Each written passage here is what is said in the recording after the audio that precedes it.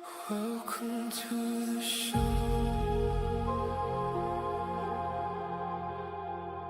Against my better judgment, hit the like, smash subscribe. Let's go.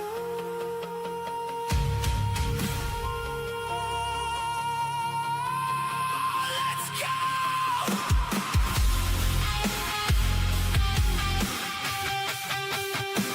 go. Welcome to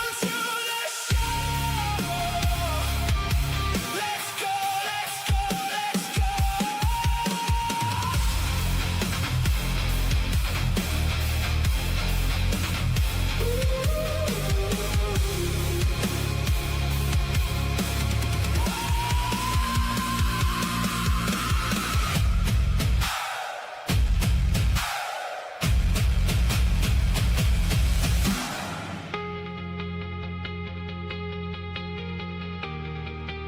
Welcome to the show.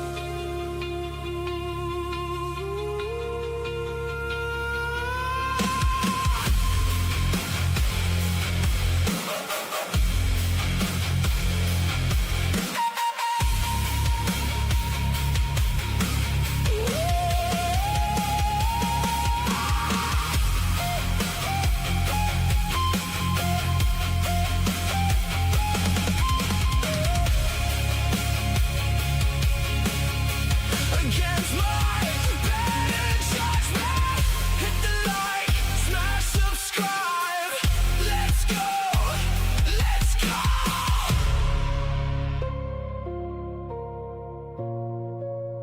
Welcome to the show. Let's go, let's go, let's go.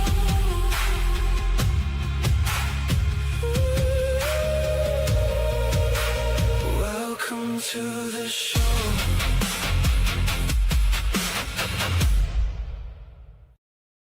Welcome in, everybody, on this fine, beautiful Friday. Supposedly maybe the last day of this, preliminary hearing, the state of Utah versus Tyler Robinsin. Now, I don't think this is going to be the last day. I have a feeling we are going to run into next week just because of how talkative all these attorneys are, how explanatory the judge has been.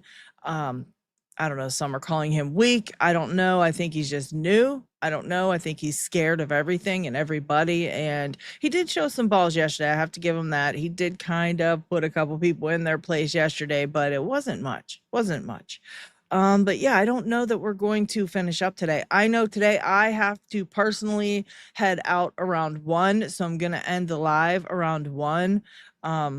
My apologies. I can't probably get through the whole thing. It's just not going to happen today, but I do want to be here at least for the beginning to see what kind of stuff they've got to show us today and things like that. Welcome in, everybody. G Keyman was the first one here today. Yes, absolutely. Don't forget to like, subscribe if you're new. We're trying to reach 1 million subscribers by I said this upcoming week. So it is coming down to the wire and we're just a little bit shy. Okay. So we need more people to subscribe. And Jeannie was here. She said she's number 2. Hit the like and sharing this out. All right. Absolutely. Thank you, Jeannie. Robin is here this morning. Not Nancy is here. Happy Friday to you as well. And Keza is here. I love that you don't have trader creators on your lives. Everywhere you go, they host grifters. Yeah. Yeah, if I was gonna host like a trader creator, I was just today actually, guys, watching this morning, and I think I'm gonna do either a live stream on it or a video on it. I was watching Gary, and he had this girl on there who is supposedly like some type of psychologist or something like this, and he comes on and he says that they're there to talk about all of Candace Owens' lies and just how like nuts Candace is, right? And he brings her in. And Gary talks about the way that she begins telling stories, and she says that there's things that she speculates. Okay. She immediately lets everyone know that these are speculations of hers. She's speculating on this or that. But as she goes through the episode, she talks like those things are facts. Well, that's why, in my opinion, you tell everyone ahead of time, these are just my speculations, because now you're going to talk about these things and they may sound like you mean that they're facts, but you warn everyone ahead of time. And so to me, those aren't lies, right? If someone's telling you this is just their opinion and they're speculating, and then they give said opinion or said speculation, you're pre-warned. So I didn't understand that. And then he proceeds to have this woman point out this other man who said Candace didn't pay for her trip to Russia. Apologies. He didn't think she paid for the trip to Russia. Gary then proceeds to say that he doesn't like that guy, nor does he trust him, but Candace must not have paid for her trip to Russia. So I don't get it. If you don't like the guy and you don't trust what he's saying, why do you trust this one thing that he said, right? Candace didn't pay for her trip to Russia. In fact, Candace did tell us about her trip to Russia and how she did pay for her trip to Russia, right? So I thought the whole thing was hilarious. And that was really, like, I think I was an hour in, because I listened to it on my walk today, and I was just like an hour into it. They still hadn't given like one thing Candace happened to lie about or anything like that. It was just really funny. It was really funny. And so if I were to have somebody on that I thought was like one of those types of people, I would hammer them with questions. They wouldn't want to be here. I mean, come on, you see how the show is. You see how I am. You wouldn't want to sit here with me. You wouldn't. So I don't know that they would like to come here, because and if they did, I would let you guys know ahead of time that this is the person I didn't like and we were about to hammer them with questions. You know what I mean? I don't know. I just think I think it's funny. I think it's for entertainment. People, I kind of sort of didn't mind Bays going on with Gary, because Bays stood his ground. He basically said things like it was. He wasn't trying to play no games. He let Gary say his opinions, and then he said his opinions, so I definitely can agree to agree to disagree with people and do it nicely. I'm too old. I don't need to be disrespectful to somebody who's not disrespectful to me. I'm not like that, or disrespectful to like somebody that, like a lady or something. Like, I am disrespectful, like Neff, because he's disrespectful to women and I don't like it. So, I can be like that. But if I'm sitting with somebody and talking with them, I don't need to be like, crazy disrespectful, but definitely wouldn't be ass kissing, that's for sure. Chuck Soup, oh my god, is this a real live or that nasty vertical crap? There's both going on. And Chuck Soup, actually, people have been preferring the vertical. And when I was up getting my hair cut and I was just chatting with everybody in the chat, I liked the vertical better myself, because either way you have to turn the phone vertical in order to even chat, and so you end up getting the tiny picture anyways. So I don't know. But yeah, there's two. If you don't like the one you're in and you don't like the format, just just press my little face there underneath the video, go back to the beginning of the channel there, and there will be two lives. Just pick the other one and you'll get into the right one. Good morning, Jen. Hello, how are you? Let's see. Skate Betty is here. What's up, Skate? Hi from West Virginia. West Virginia in the house. Good morning. Good morning. Snoops is here too. Hello, Snoops. How are you? Okay. Nancy says she's West Virginia. She don't live there anymore though, but all right. All right.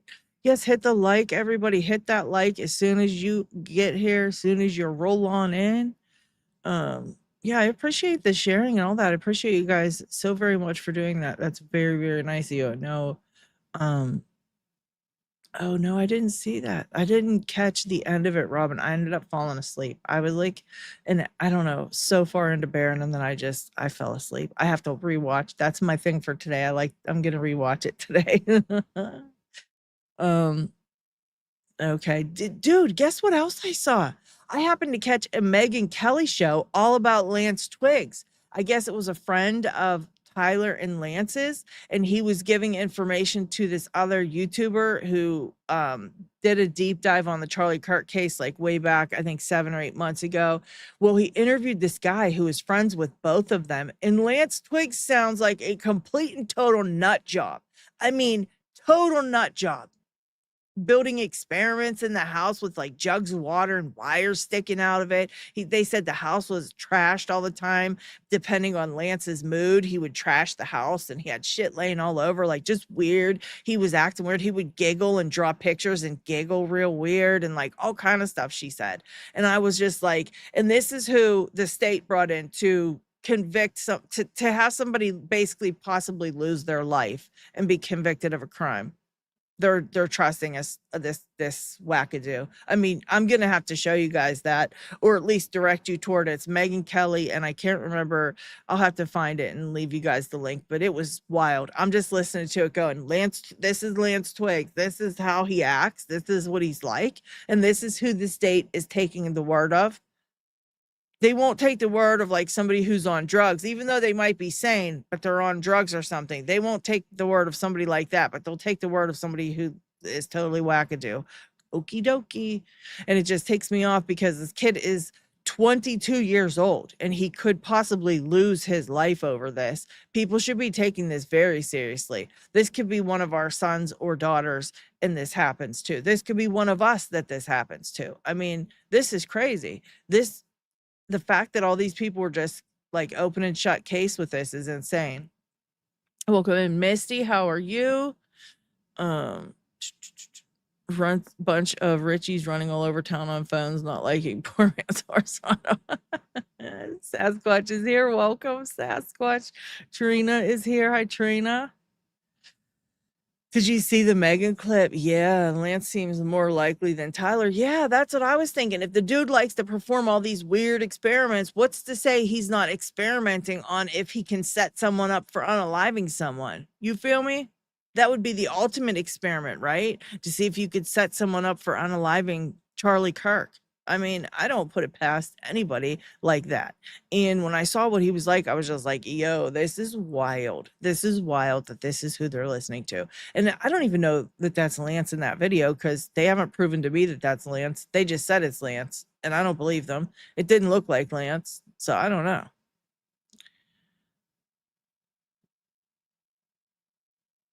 Okay.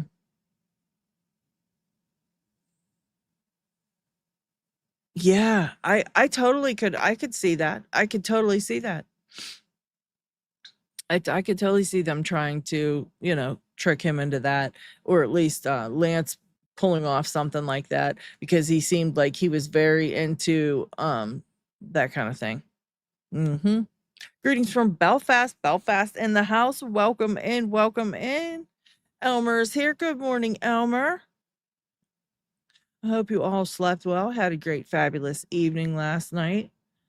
Yeah, yesterday was a long one. I could not get through it. Didn't we end like 20 minutes early or something? I'm sure nothing else happened while I was gone, but it was just a lot. It was a lot. I was just like, my gosh, this like just sucked out my soul. I was exhausted when that was over. And I didn't even do anything but sit here all day. Like I went, like I did my workout in the morning, but like I just sat all day, but I felt like I had like, I don't know, like gone through the ringer after listening to that all day. It was so bad.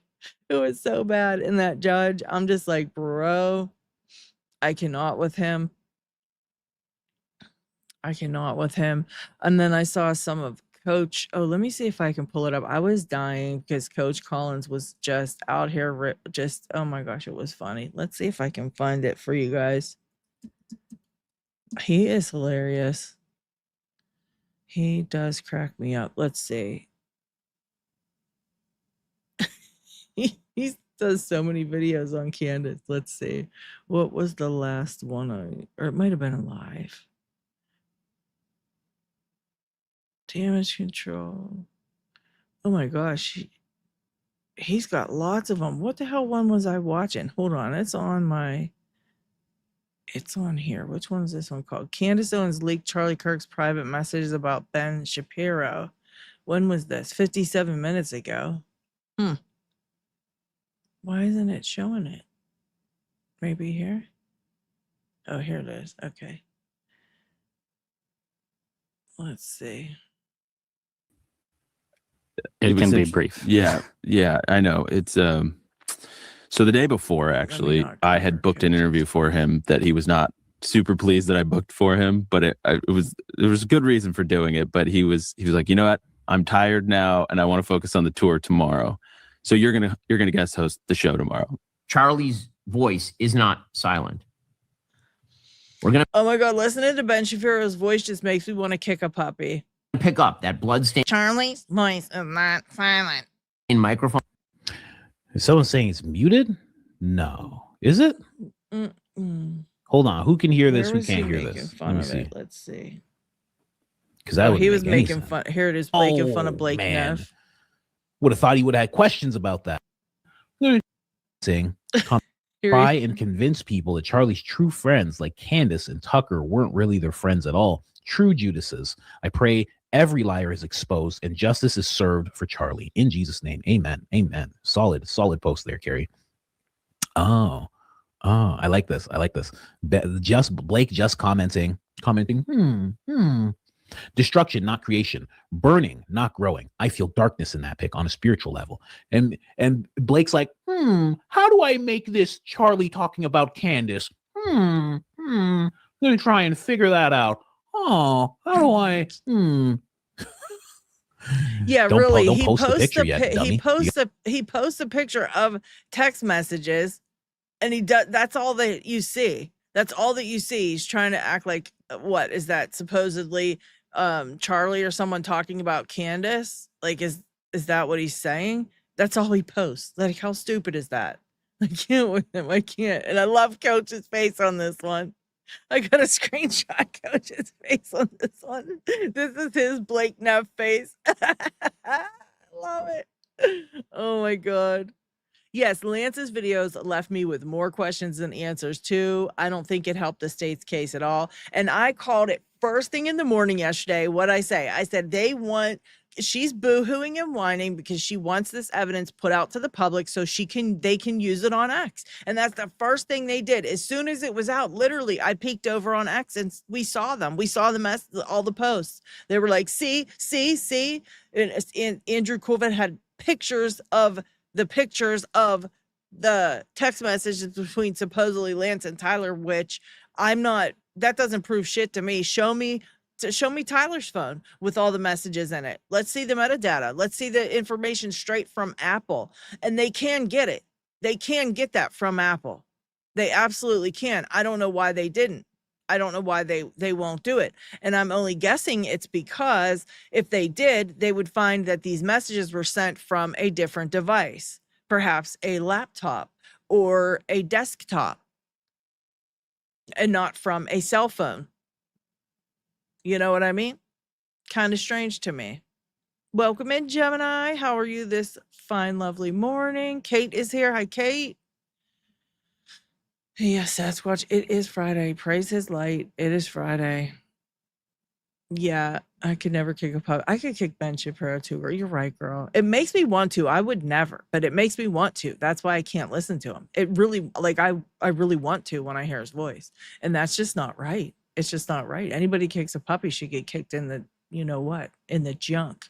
Lady junk or male junk, just kicked straight in the junk if you kick a puppy. But it makes me want to, and that's why I just have to tune out. Good morning, lady. How are you? How are you? Yes, Jeannie, thank you. Please like, share, and subscribe. Yes. We're trying. We're on our way to 7K. We just hit 6K, and I'm on the countdown to 7K. I start as soon as we hit 6,001. I'm already on this countdown to 7. I'm like, only 999 to go. Welcome in, Zesty. Do you have a link to friend of Psycho Lance Twigs? Let me look that up in the meantime. It's that Megan Kelly. Lance Twigs. Let's see what the new Lance Twigs and Tyler Robinsin texts here. Megan Kelly breaks down major revelation from.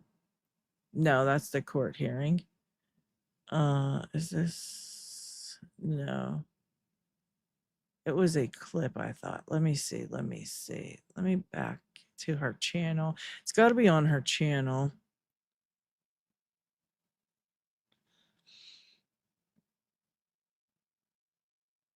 Maybe that. Oh, the text. New Lance Twigs. No. Hang on, guys. Full bombshell Lance Twigs.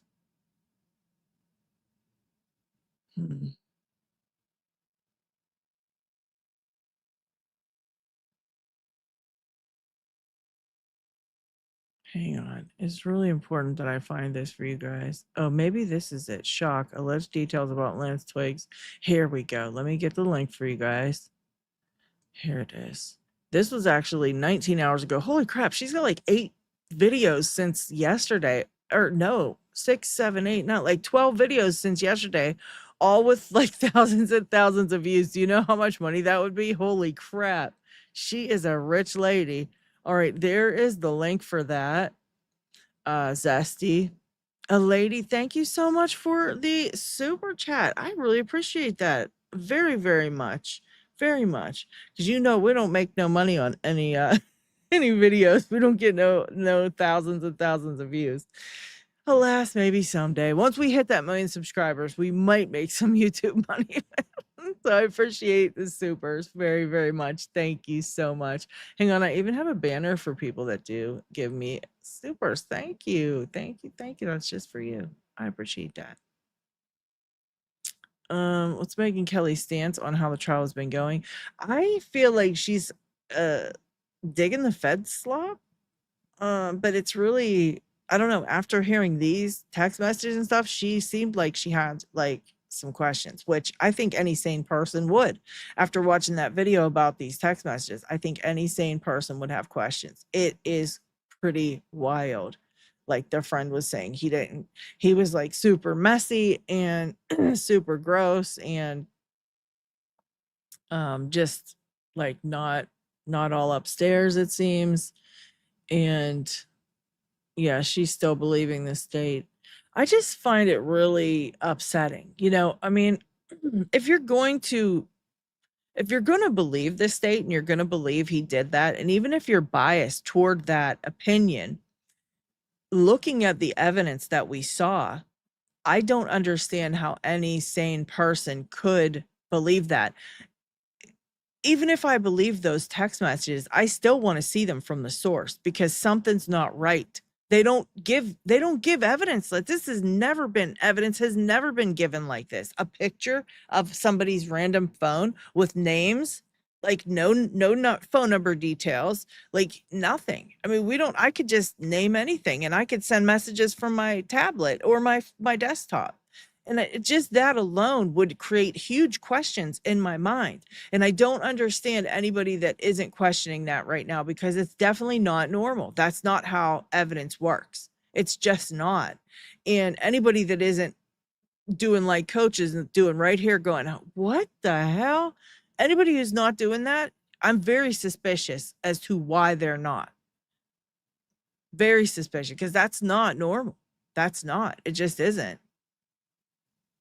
Yeah, I think other people, I think other people, and not Nancy, I think it was you, right, that said about the LARPing. I think that could have been what was going on. I really do.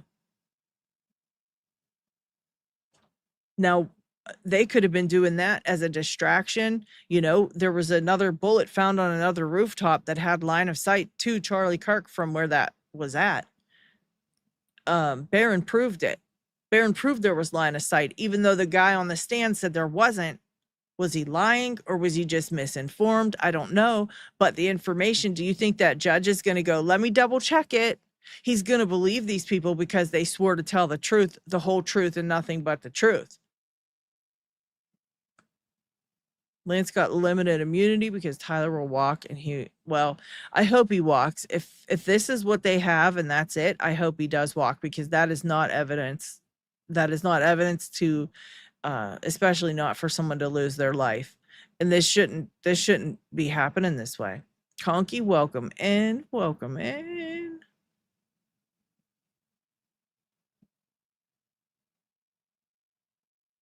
Doug made Andrew TikTok already. Oh shit, did I miss Andrew's TikTok? What did Andrew do on TikTok, Kate?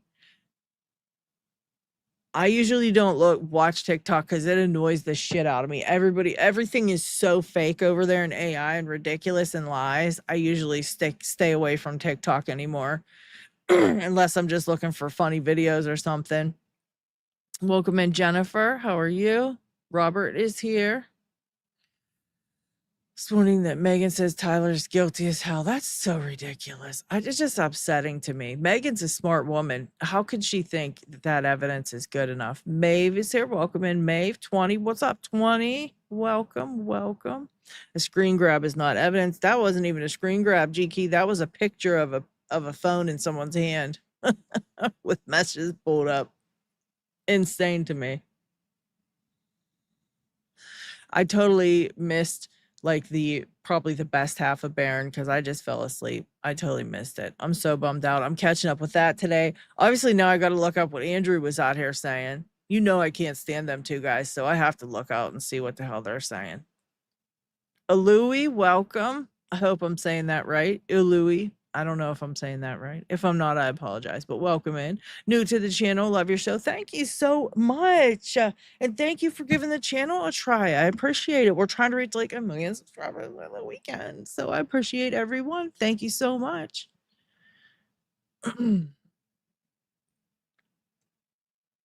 See it. Oh, turn off on supers though. Yeah, sometimes it gets a little long when he starts reading the supers. I mean, God love him for getting all those supers though. Holy cow.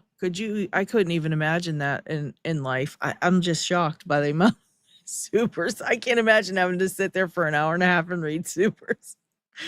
Oh my God. Not Nancy's got to get some work done. All right. All right. Yeah, I'm probably going to head out right around, I don't know, 12:30, 1 o'clock. I don't think I'm going to be here very long, but I did want to, at least see the beginning of it with you guys and snark on people a little bit with you guys. I'm just like, and I might have to start doing a couple extra lives during the week. We usually only do one on Monday, but I have a lot of fun on the live streams. You guys crack me up. You guys get me so cracking up all day. It like makes my day. All right, let's see what Coach says. He was ripping on what's his name so bad. Let me double check. Yeah, still nothing over on the trial that was supposed to start 12 minutes ago. I mean, how come we're always late to trial? Like I never seen that either. Come on. Figure that out. Oh, how do I Don't post the picture yet, dummy. You gotta wait. You gotta wait till you figure it out. You can't just post that and be like, I'm thinking right now, how can I Look at that meme in the background. It says, "Get in, loser. We're doing a conspiracy." And it's Blake with a furry hat on and a bunch of Tylers with sunglasses. That is so good. This is like the best meme I think I've ever seen in a long time. This is so good. This is so good. And I totally, until I have proof of otherwise, I totally think that was Blake cruising around that crime scene in a car that looked like Tyler's car in that video. I 100% believe it. They said a bald dude, and that's the first bald dude that comes to mind. And if you're going to point out Tyler as the white dude in the shirt walking around the campus, I'm going to have to say that had to have been Blake in there allegedly. Yep, a lady said her too. 100%. That's who I'm going to think it is till I get some evidence otherwise. Oh, what is this picture? Get in, loser. We're doing conspiracy. Oh my gosh. You can't That's go. the best. See, I can't jump into this. Is your Blake's comments too. I can't jump into Blake's comments. You have no idea what people are going to say. That's so true. You just really don't. And I live for the comments on Blake and Andrew's stuff because everybody just hates them. I don't understand how they even still out here posting. If everybody hated me, I don't think I could post. I mean, I don't know. I guess they still make money off of the hate. So they're making money. So I guess maybe that's why they continue to do it. Because the more engagement you make, I guess you make money over on X. I don't know. I certainly don't, but I guess you can. I don't know. So that must be why they continue to post. Everybody hates them so bad they're getting rich. They probably make more money on the hate comments on X than they do on their YouTube channel and the Charlie Kirk show. It's too much. It's too much. We got to jump out of there. Let me see if anybody else had anything to say here. Anyone of note worthy, Let me see. Anybody else? Nope. Andrew, perhaps? Do we get an Andrew? Ben Shapiro sucks. Charlie hates him. Do we get Andrew talking about Andrew? Anything, Andrew? Oh my gosh. Candace must have posted posted these things about Ben Shapiro, and everyone on X seems to have reposted it like 100,000 times. And would have thought he would have had questions about that, you know? Mr. Croissant questions over here, Andrew Colvette, you know? Wow. Yeah, Charlie really knew. This person's right, the foreshadowing. We will create on our own. Once you have your podcast and I launch mine, we will smash Ben. Whew. Solid. And we're going to be revisiting this interview within this live stream. We're going to be going back to this interview really quick because Andrew Colvette said something so weird about that interview. Anyway, sorry, guys. We definitely had to jump in there for a hot second. Geez, I have a feeling this is going to be one of those 5-hour live streams. I think so, guys. I think it's going to be. So lock in, you know, get a drink. I got mine. I got 3 things of water. I got the coffee here. I have lotion. Oh goodness, what in the world? Check this out, guys. So, whoa, cancel. Hang on, almost effed up. So, of course, I hop over to X, and the first thing that pops up on my feed is my favorite bald-headed alleged virgin bastard, Blake Neff, and he says 17 hours ago, the following 5 bullet fragments were recovered from Charlie's body during the autopsy. Analysis indicates that they are from the bullet jacket of a .30 round. Notably, pieces indicating shrapnel from a microphone were found. No pieces indicating shrapnel from a microphone were found. Oh. Court is in session, guys. Holy cow. Here Calling we go. case 251-403-576, State of Utah versus Tyler James Robinson. Counsel, please enter your appearances. Chad Grunander, Ryan McBride, Lauren Hunt, David Sturgill for the state, and the county attorney Jeff Gray and Chris Ballard are also here. Good morning. Good morning, Your Honor. Kathy Nestor, Richard Novak, Stacy Visser, and Michael Burt here for Mr. Robinson, who's seated in the courtroom. Good morning. Good morning. Mr. Robinson, good morning to you. And for the record, the court also recognizes the presence of victim representative Ms. Erika Kirk. Ms. Kirk, good morning to you as well. First, with respect to courtroom protocol, to maintain security and decorum, any individual that exits the courtroom during proceedings will not be permitted to re-enter until recess. After recess, all counsel are expected to take reasonable measures to safeguard confidential communication. Such measures may include the use of screen protections on electronic devices and care to avoid the inadvertent capture of privileged or private discussions by recording equipment or by those present in the courtroom. I agree with Lionel, Second, guys. the court will address the camera operator and the still photographer. If both of you could please approach the lectern.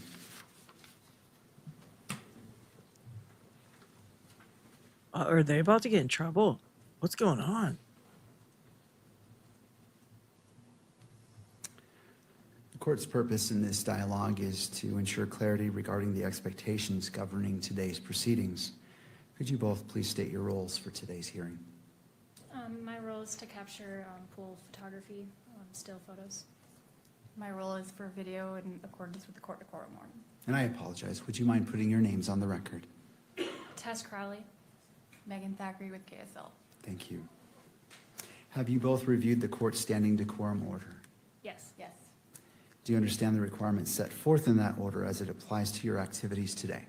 Yes. Do you require additional time to review the order or to adjust equipment to ensure compliance? No. No. Do you anticipate any difficulty complying with the order? No. All right. Thank you both.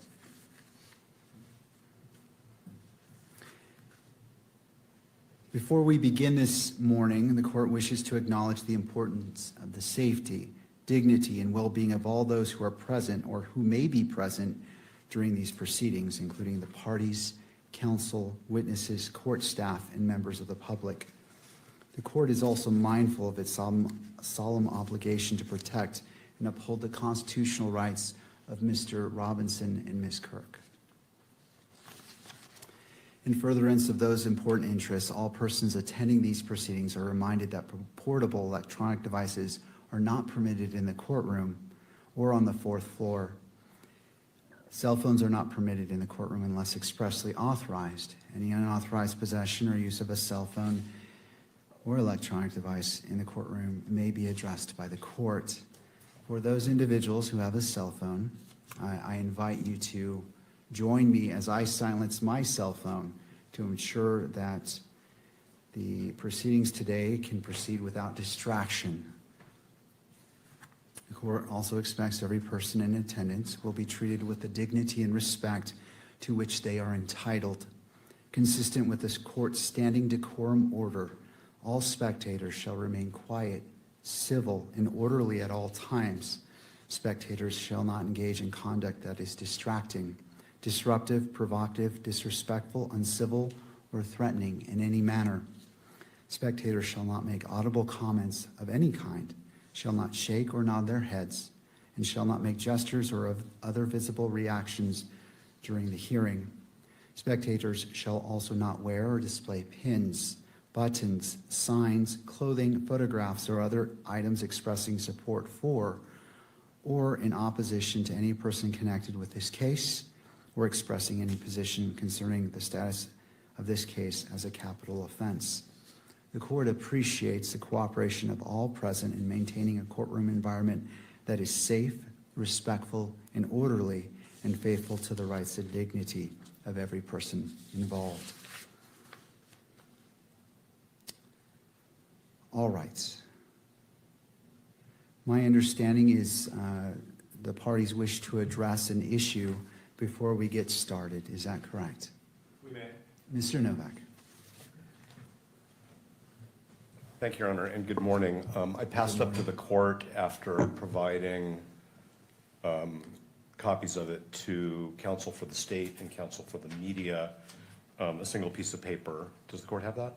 I do. Thank you, Mr. Novak. Thank you, Your Honor. So every morning, this court has a colloquy with the camera operators about their ability to comply with this court's orders.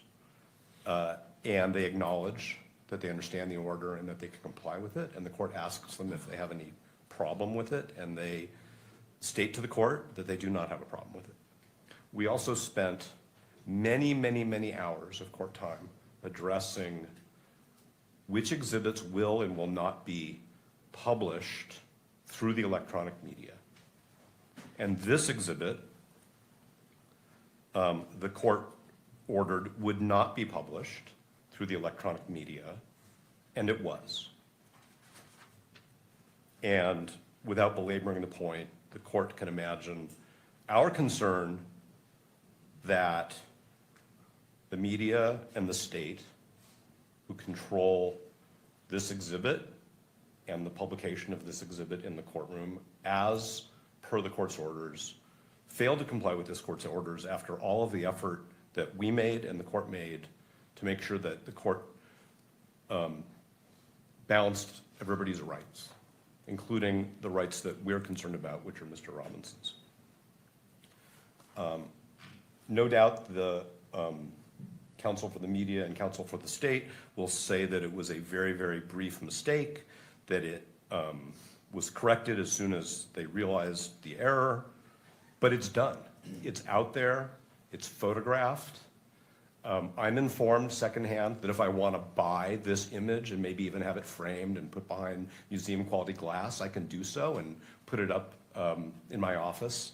Obviously, I'm not going to do that. But my point is, it doesn't matter how long the court's order was violated. When we live in an electronic world, it's done and it's permanent.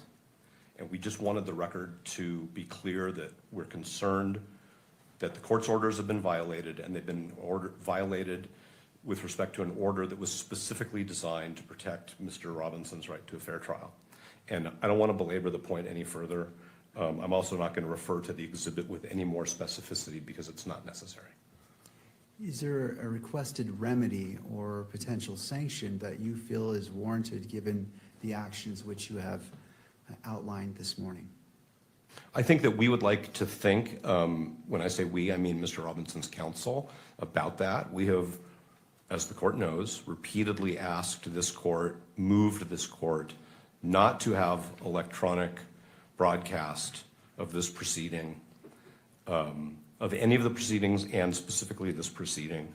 The court denied those motions and overruled our objections to the specific EMC requests. So I think it's a little premature, but I can represent to the court that we will suggest a remedy in advance of the next hearing. Well, Mr. Novak, I appreciate that, but I would ask that if it is something that is concerning, that it be addressed immediately. So I'm not going to wait until I recognize and appreciate what you have described, and this was on my mind a lot last night as well. Okay. I don't want to sit on this. So I ask you respectfully to confer with your counsel and come up with that, because I want to address it. I agree. It is concerning, and it warrants examination and to be addressed immediately, especially as we have a little bit left of our preliminary hearing. So I want to give it the weight it is needed, and I don't disagree with you. Then why don't we beg the court's indulgence?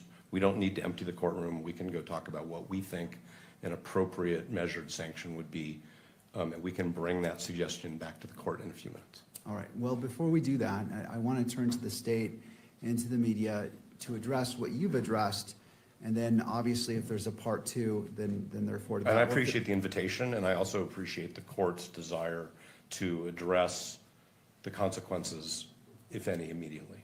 Thank you, Mr. I was not Novak. trying to delay it. I just think it's an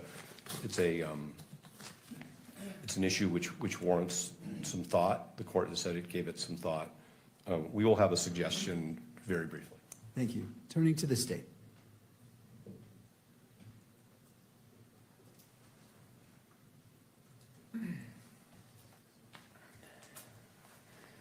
Thank you, Your Honor. I think at the outset it's important to recognize that everyone's doing their best here. The court is, I know the clerks are, I think the media is, we certainly are, and the defense is. This issue came up in the context of an examination of a witness. One exhibit was published. Before the exhibit at issue was also brought onto the screen, I explained what we were going to do, and then the exhibit was brought onto the screen. I reviewed the video last night. The camera captured this for approximately 2 seconds. The camera operator, I think acting in diligence and appropriateness, immediately panned as soon as she realized that there was a new exhibit on the screen. The court took it down, and as soon as they realized that an exhibit was on the screen, I immediately instructed my paralegal to take it down, and it was. Defense, I think everyone involved here made quick and appropriate efforts as soon as they realized a mistake had been made to remedy and mitigate that issue. As I explained what I was what we were going to do, defense counsel did not object as that happened. And the reason I bring that up is because of the requirement for timely objections. Moreover, I do want to say this exhibit was read into the record. It was allowed to be read into the record earlier. It is also in an earlier pleading, which is the information. This portion of that exhibit, I understand, is in the information. And it is largely cumulative of Exhibit 16 and 16.1, which were previously admitted into evidence and published to the media. Finally, we are going to be dealing with a lot of publicity when it comes to media coverage, and I think that's really where the remedy is going to be addressed. I understand there may be a remedy that can be fashioned today to prevent this kind of thing going forward or going on in the future in this hearing, but I think ultimately that's where this will be addressed. Any other questions from me, Your Honor? Well, not at this time. I will afford you the opportunity, obviously, to respond when defense comes back. I want to weigh this and taking in consideration, and I find your representations to be accurate as to what occurred. I believe that I noticed it and asked for it to be taken down because I have a live stream on my screen for that very purpose. And the sequence, I believe I made note, and if I'm wrong, please correct me. It's been a long 4 past days, but That's the only addition that I find to the representation. And certainly, Mr. Novak, feel free to correct it if you believe the sequence was any different. I just want to make sure a clear record is being made of what happened in order for whatever happens next to be appropriate and proportional to the actions that occurred. No, and that's consistent with my memory, and I also reviewed the video, the live stream as well, in preparation for this issue today. So that's exactly what I think happened. From my perspective, examining the witness, I did not have a view of what was being published to the public and the media, and so I think the court immediately, as soon as it recognized that, brought that to everyone's attention. Thank you, Mr. McBride. To the media.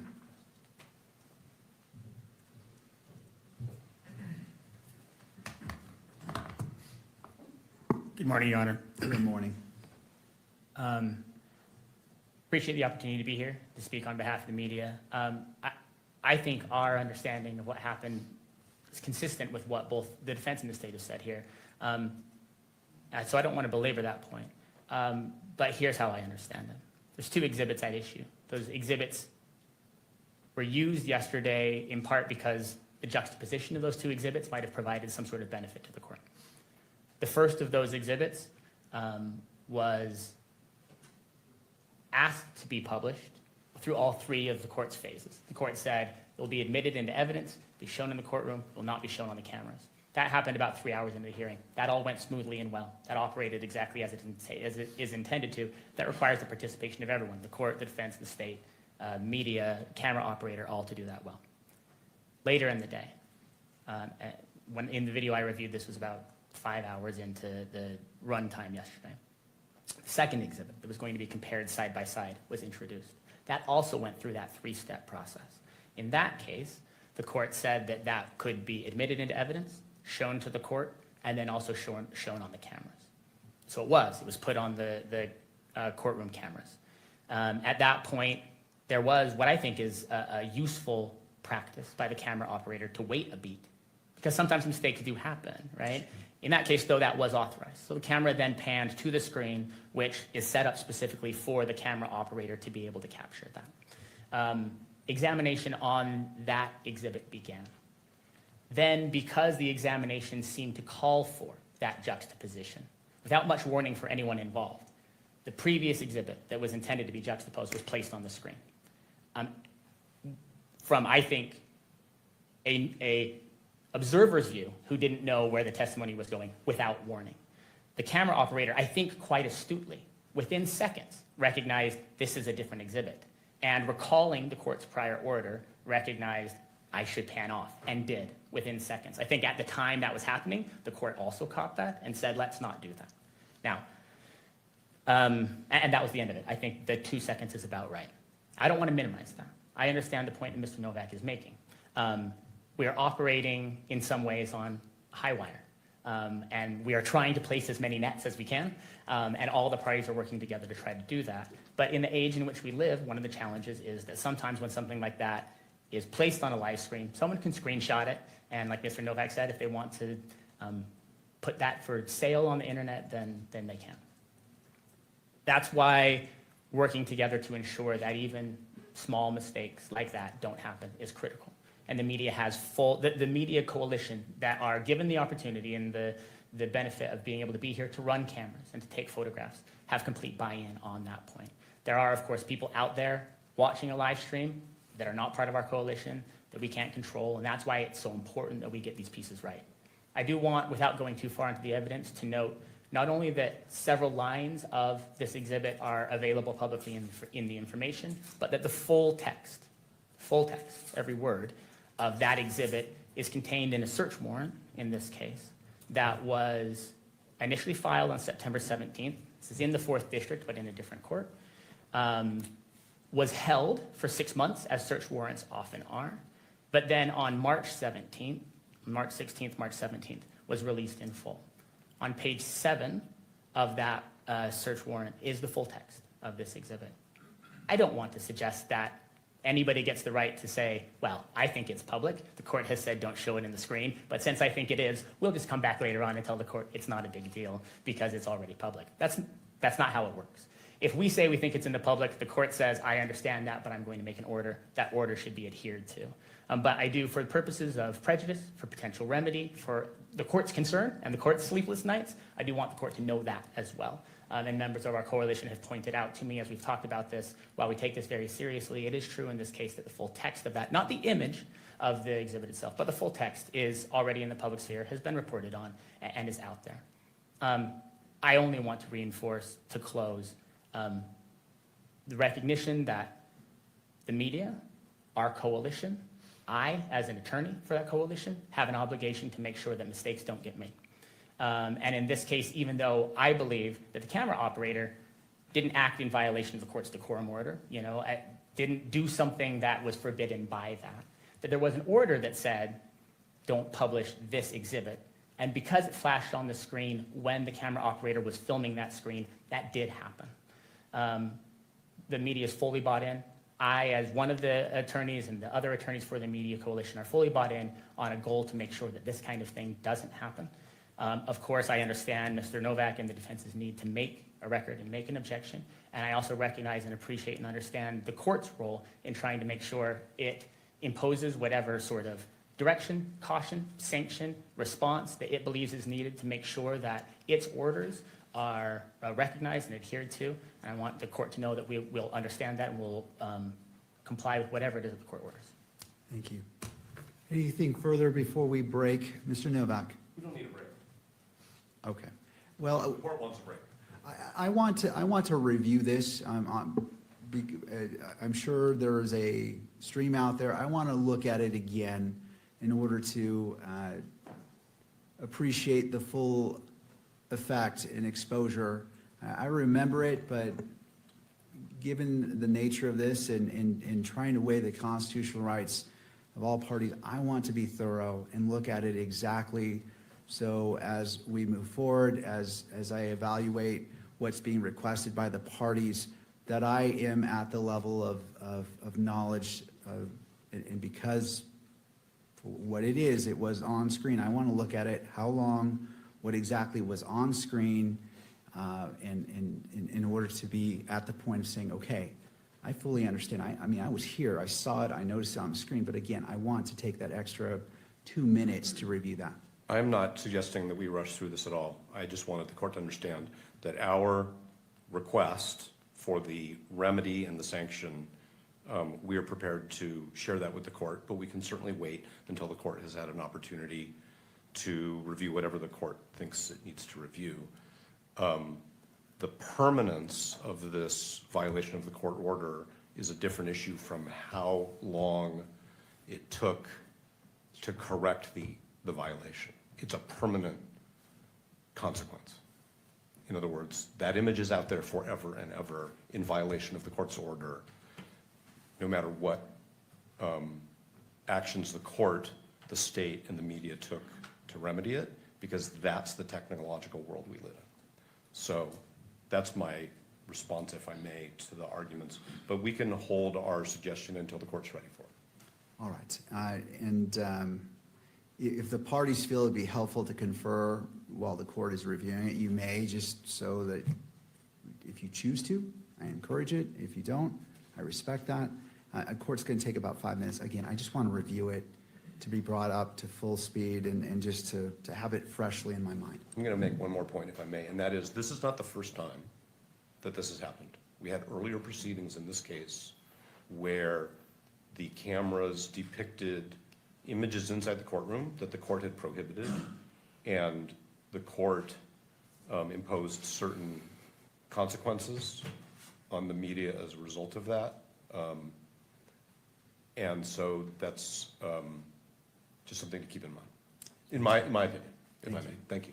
All right, before the court takes a 5-minute recess and to review this, does any party need the benefit of the record based off the dialogue between me and Mr. Novak? All right, not seeing any party respond. The court's in recess. We'll come back at 9:45. Court is in a brief recess. I doubt they'll be back at 9:45. Let's be real. Okay, this is, what's his name? Judge Graff. We're not going to be back until probably tomorrow. Mm. So let's see. Yeah, punishment is remove the death penalty. Yeah, right. They're not gonna. They're definitely not. They're definitely not. Yeah, it's already happened. So this whole thing is like, what he just wants to find a punishment for them now or something. I guess. Like, Grok matched it to Lance's handwriting. Now that's interesting. That's interesting. I believe it. I believe it.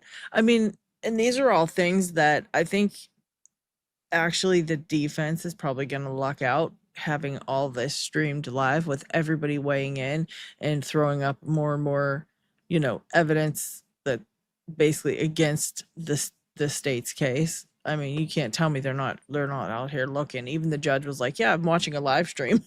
I've been watching a live stream of this just to see what's been going on. So even the judge is out here watching a live stream.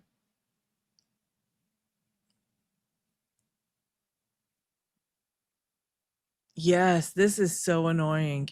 This is so annoying that the judge actually explains his every decision. I think he's doing it like in an attempt to make sure that if there's ever somebody who wants to try to appeal something, they look at the record and can see this is the reasoning he did everything.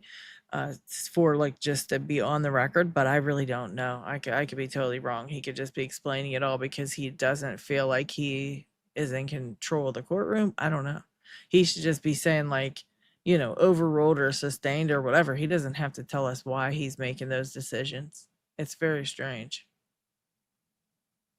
Yeah, why is everyone determined to drag this out? Yeah, this is just to decide if they're gonna take him to trial, which I think that judge already made up his mind. He's had to have already made up his mind, but I could be wrong and we could be wrong. Maybe he will truly go in there and, weigh everything out, question all these cuts and all these videos. I find it, Barron pointed out some really interesting cuts in these videos where a lot of things could have happened in those minute time periods where they were cutting this videos and stuff. And it's crazy to me. It's crazy that the defense didn't say like, what about these cuts? What happened during these cuts? Why can't we have the full video? Like, I guess that's for the trial. They'll ask during the trial, but I don't know that either. We don't know anything. We just have to sit here and wait and watch this drawn out shit show. Drag shit out, making it boring. plant the seed of reasonable doubt. True. Strike two. Yeah. Discernment is super important on top of tuition. I agree. Yeah, recess. I thought that too. And he said we're going to take a short break. I was like, again, already? Didn't we just get here? Yo, aren't we just fresh? Like, aren't we here fresh, new? Like, we're going to need coffee already. I already feel like I need coffee. And even if after I drank that coffee last night, because we were waiting for that, it ended for me like at what time? About 7:30, right? Because Barron already started and he was starting at 7:30. So it was 7:30 p.m. for me. Barron started. I probably fell asleep at like 8 something, but I've been getting up at 4 so that I have plenty of time to prepare for this in the morning and things like that. So I've been getting up super early. So that's why I was out so early, but I really did fall the hell asleep even after that coffee, even after we had coffee. Crazy. Yeah, all that for appeal purposes. Yeah, that's what I was thinking too, just in case. I don't know that they can look back at this for an appeal though. I don't know. Can they look at this far back for like an appeal if they would decide to appeal this in the future? I don't know. I've never seen it either, Jen. Diligent asked Grok about the company they sent the phones to retrieve the text, etc. from, and it turns out it's a oh wow. Surprise, surprise, Philadelphian company. I had a couple of other people asking me, why do I call it Philadelphia again? I crack up. It's like, if you know what I mean, which pretty much everybody knows, because I'll be saying it when I'm reading something, right? I got the text up so you can read it too. And I'm reading it out and I'll say Philadelphia in that place. And they're like, Why are you like, I don't know. You know what I'm saying. People know you're saying that and they still got to be like, what are you doing that for? What's that mean? Like, I wish we could say things like that, but we don't want bots to overtake our comment section. We don't want, like, I have a tiny channel. I don't need it to be suppressed in the algorithm at all, you know, because they'll suppress the shit out of it.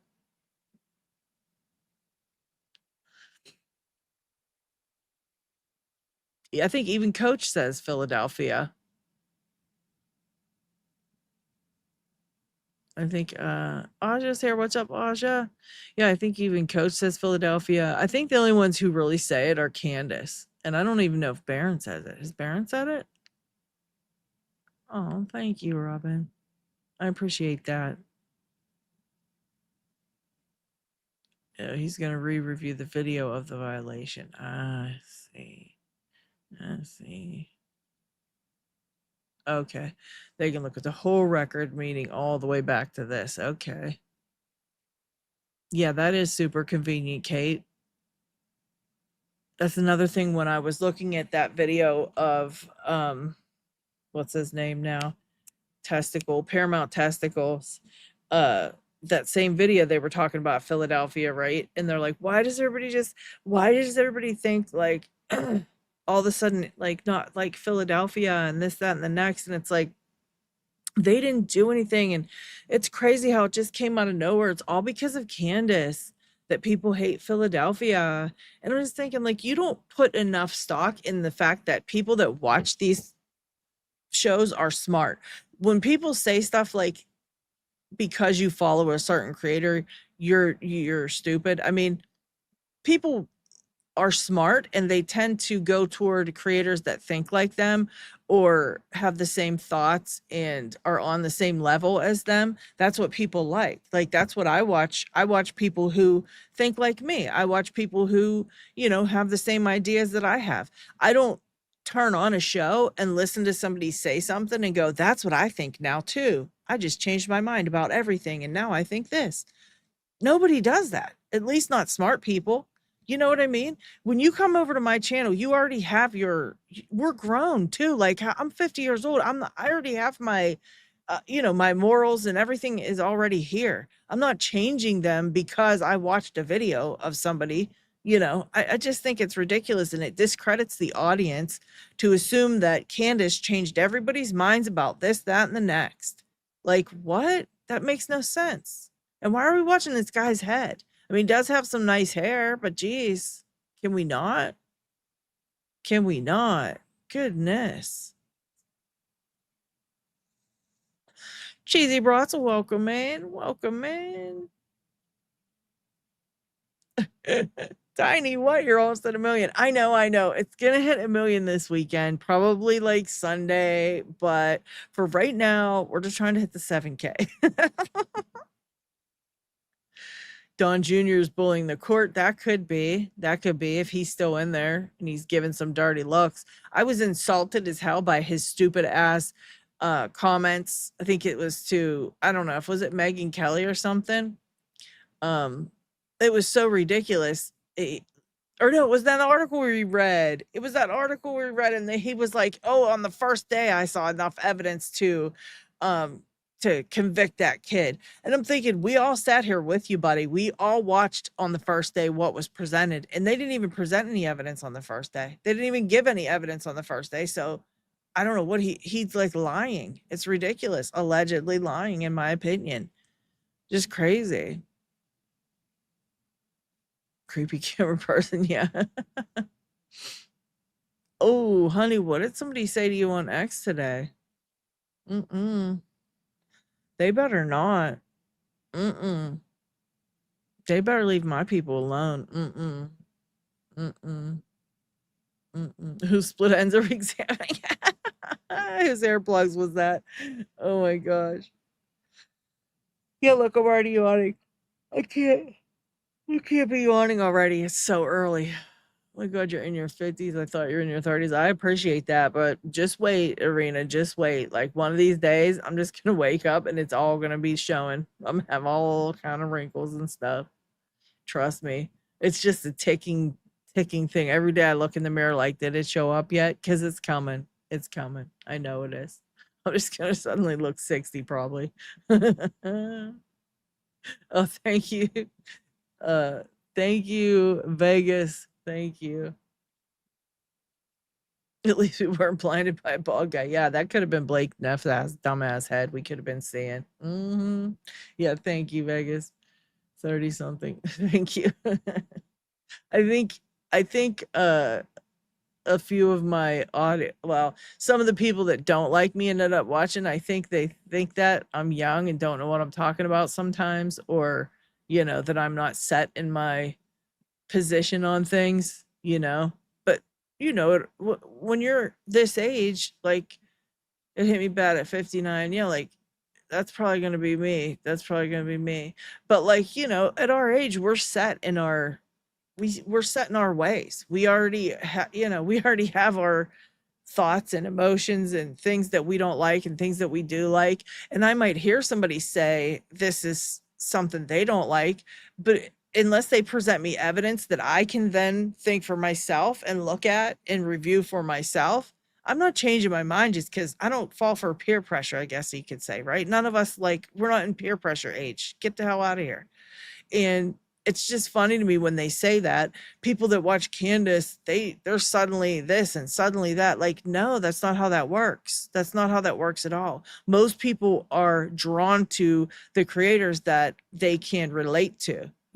That's why everybody quit watching Hollywood and has start just turning on. Like, I watch YouTube all day. That's my TV now. I don't usually watch other things. Sometimes I'll put a show on, but for the most part, I'm on YouTube all day long. And that's, I think, why YouTube has become the biggest viewed platform. It's even bigger. It's viewed more than Amazon Prime and all that, and Netflix, and it's viewed way bigger than that. And that's why it is, because people want to hear real people tell them shit. I don't want to hear the news guy tell me something because he's lying. I'd rather hear a lady who was standing there and seen it tell me, because she's just like me and she's going to tell me what she actually saw, and she's not going to give me no bullshit, and that's what people want now. They just want truth. And that's why people watch YouTube now, and it's like, to insult the audience like that, though, is just ridiculous. Like, oh, everybody, didn't hate Philadelphia until Candace said something. And it's like, that's really not true. We didn't hate them until they kept doing what they were doing. And we started going, what the hell's going on here? And started listening to BB come out here and say the craziest ish and make us all scratch our head like, you're going to do what? You what? And we heard his son come out, what he was saying. Remember, they caught that audio of his son saying like all kind of crazy stuff. Like, they did that to themselves. We didn't just suddenly not like them because Candace was like, they're jerks, don't like them. And we're like, okay, Candace, okay, girl. Like, it's ridiculous, it's insulting. And then he wonders why nobody wants to watch him and listen to him. And then he blames all the negative comments in his thing on bots. He was like, oh, I had so many bots. And it's like, no, I'm not a bot. And I have negative things to say. And it's just because you're insulting everyone. 100% YouTube viewer. Yeah. A lot of us, I think, are just like, only watch YouTube now too. We just want somebody like us to tell us what's going on, because we don't believe what the media is telling us,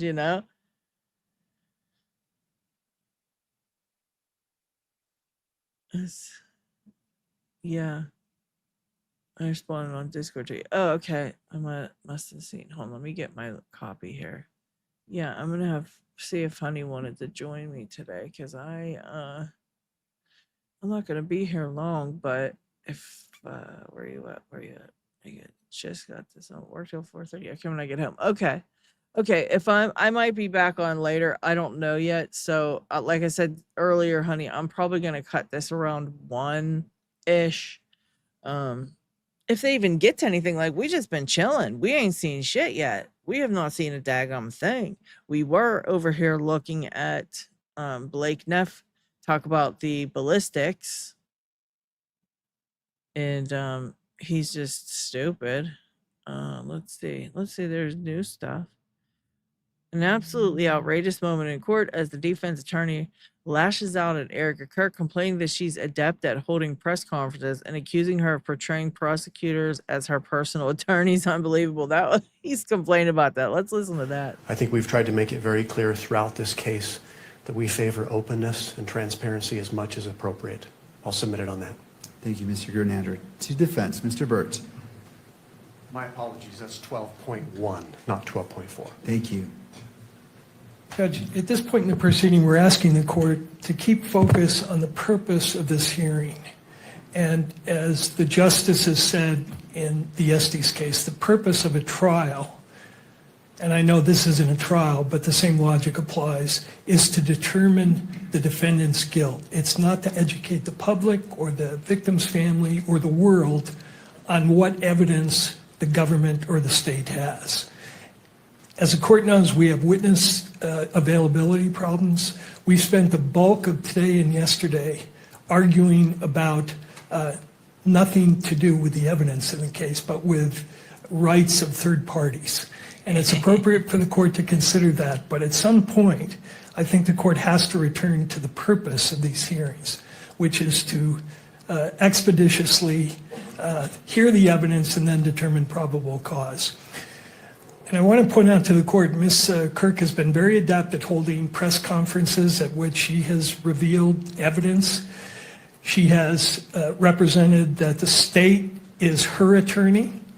She has access to all the evidence that the state has publicized and that the media and her own lawyer argues is already in the public domain. So they're perfectly free to go outside this courtroom under the court's protective order. They're free to go out and hold press conferences and announce to the world outside the courtroom what they think the evidence is. They have the availability of that evidence. But the court's role, I think, at some point is to exercise some control, move the case forward, and especially when we have witness availability problems.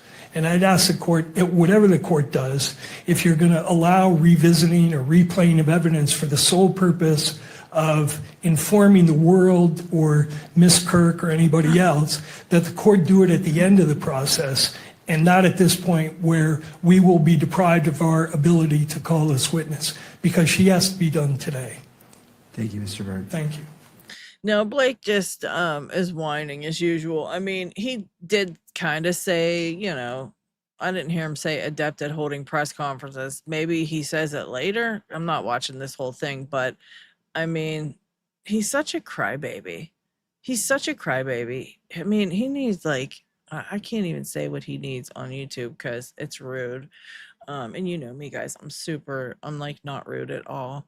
All right, this is new from Candace Owens. This was just posted. She says, okay, this is a reply to Andrew, who says something stupid. He says, see, your big problem is that the entire thing is not about you, Candace. It's about Charlie. It's about Erika. It's about his kids and his legacy. But time and time again, you've hijacked Charlie's story by smearing and slandering his wife, his org, and his friends. We read that before. This is Candace's response. She says, no, Andrew, that would be you. The debilitating narcissism it took to believe that you could hijack Charlie's legacy, his show, his organization, thank God she doesn't say org, and his and pervert his vision. You lied about what he believed in, who his friends were, and what and who he feared in the last days of his life. You shamelessly sold replicas of the t-shirt that he bled out in, with the profits directed to the LLC that you own a stake in. Not for Charlie, but for you, Judas.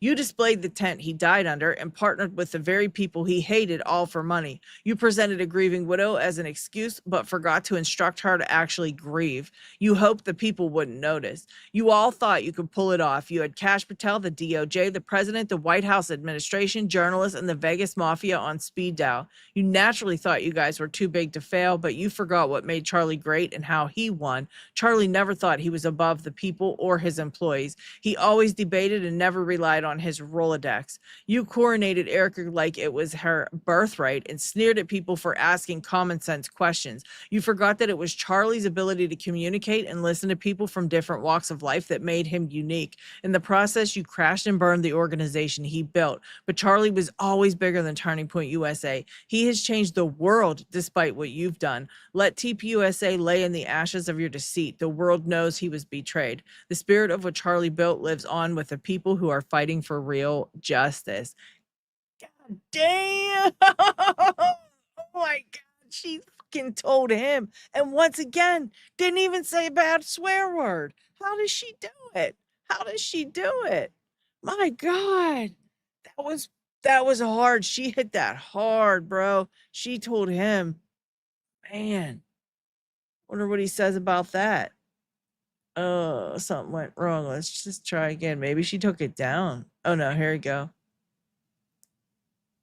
Their plan failed. It's not about you, Candace, says the man streaming as Charlie Kirk. Look, with 1,000 watches, that's it. Oh, my name is Andrew Colvett, aka Judas, and I betrayed Charlie for 30 pieces of silver. And there's an AI Andrew dancing around. Let's not forget he was using Charlie Kirk's YouTube and other social media accounts to build his own separate brand. Yeah, look, he linked them together like a piece of crap. What a piece of trash, allegedly.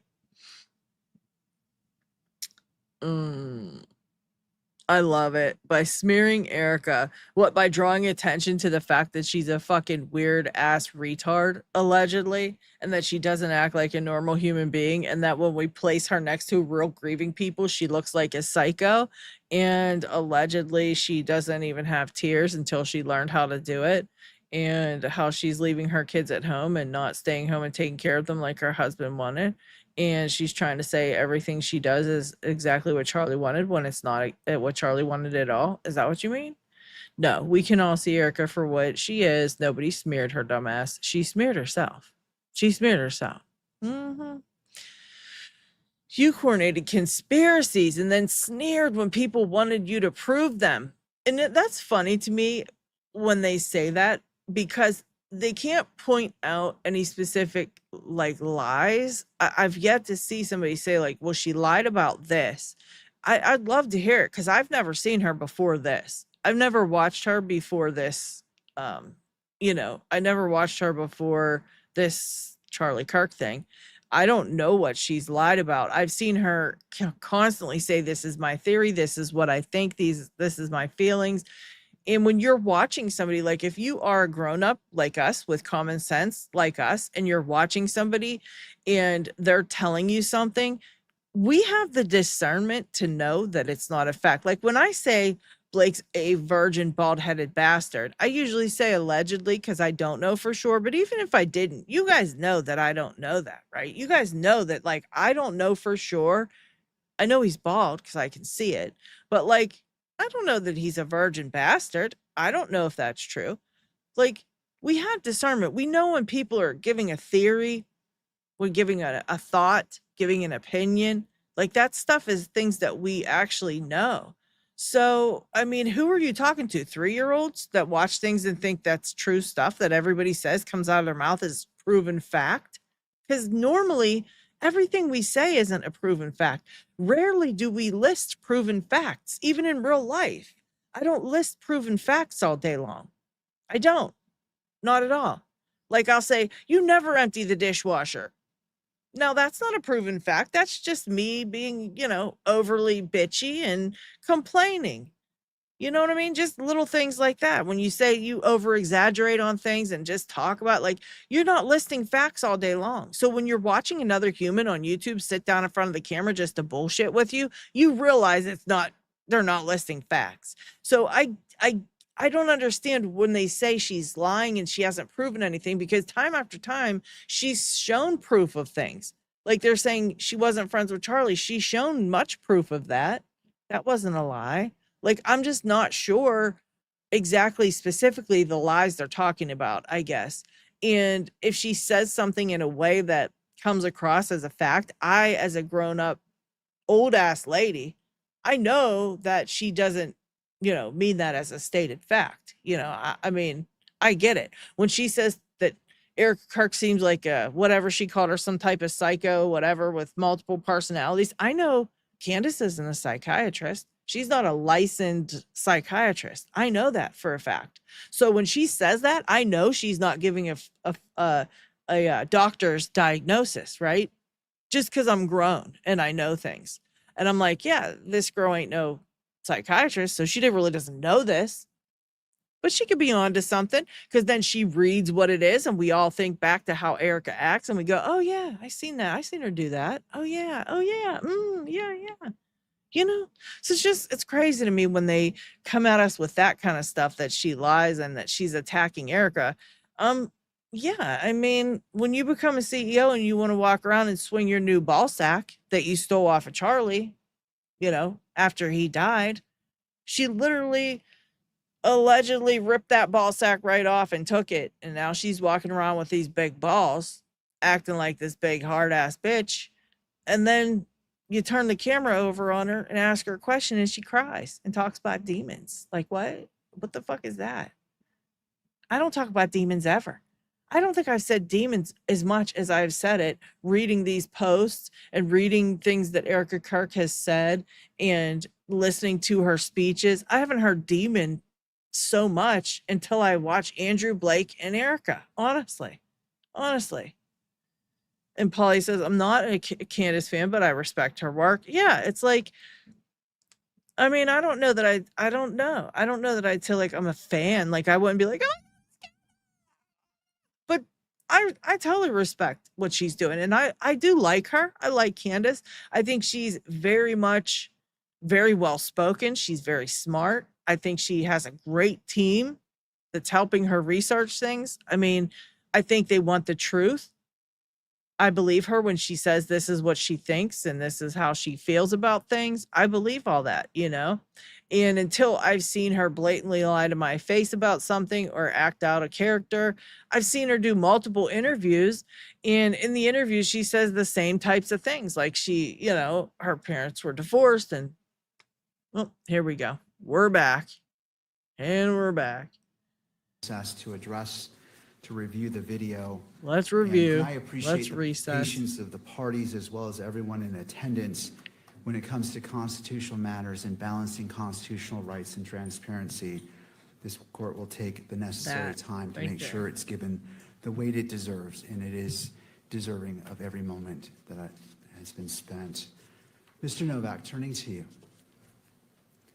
And perhaps before you begin, let me go ahead and make a record of what I noted that is at issue. And after I put this on the record, certainly if either side wishes to be heard about the court's understanding, I welcome your comments. Exhibit 24 was displayed on the monitor visible to the media camera. Exhibit 16 was displayed on all monitors and appeared on the live stream for approximately 3.5 seconds.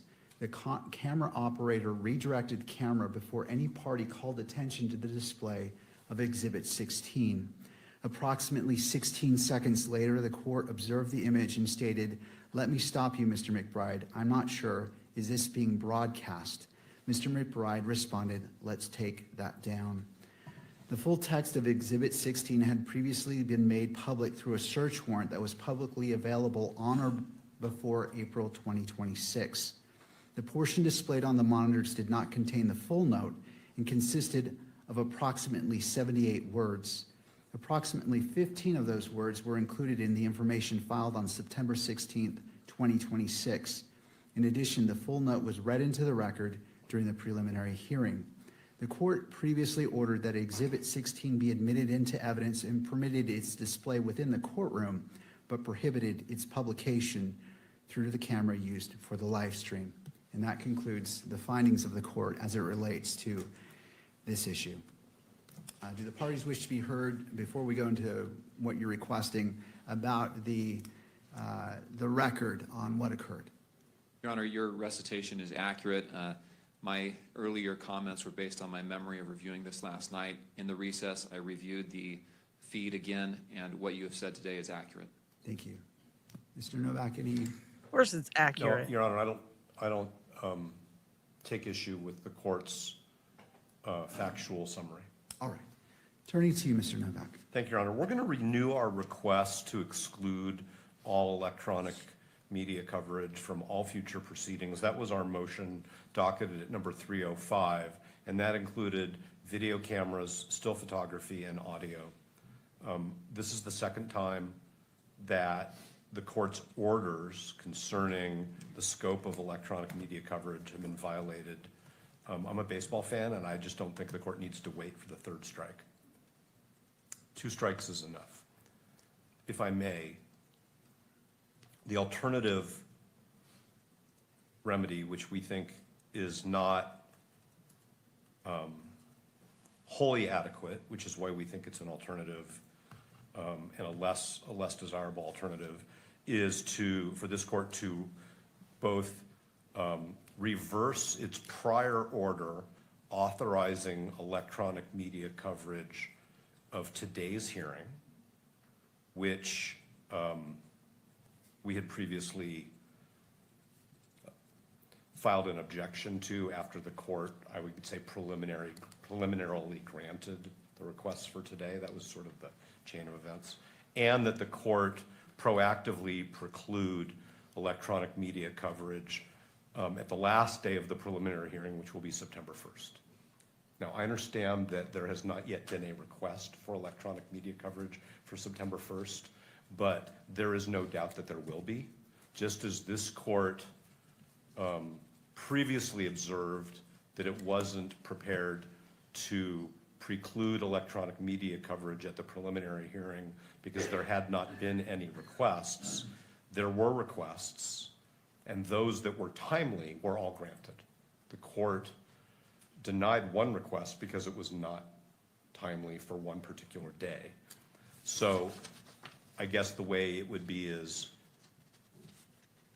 any request for electronic media coverage of September 1st will be denied because that's the appropriate sanction for what happened yesterday. The fact that the content of the exhibit was previously summarized by the state in certain documents which became public because the state didn't take any actions to seal them beyond the 6-month period. The fact that the contents of the exhibit were read in open court is not the issue. The issue is when the court issues an order, everybody must comply with it, and there are reasons for the order. And the reasons, as this court stated, are to protect Mr. Robinson's right to a fair trial. So no doubt that the court balanced those prior ways in which the content of this exhibit had already been disclosed when the court decided that there would not be electronic media coverage. That's a fact that we have all known. He really needs to quit asking the judge to go back on what he already said. And he's only asking because the judge has done that. Didn't he do that with one of the objections earlier on? He switched his mind about it and stuff like that. And now they think they can walk all over him and get him to redo all of his rulings and stuff like that. It's crazy. This is crazy talk. Of that exhibit. That's a fact that we've all been aware of as we've gone along. So to summarize, and then I will stop because I know we still have a witness here, and of course the court needs to hear from the state and counsel for the media, I suspect, is we would like the court to reconsider its order denying motion 305 and grant it for the balance of all of the proceedings in this matter. Or as an alternative, the court prohibit any further electronic media coverage of the preliminary hearing, which includes September 1st. Thank you, Mr. Novak. Thank you very much. Turning to the state and then to the media.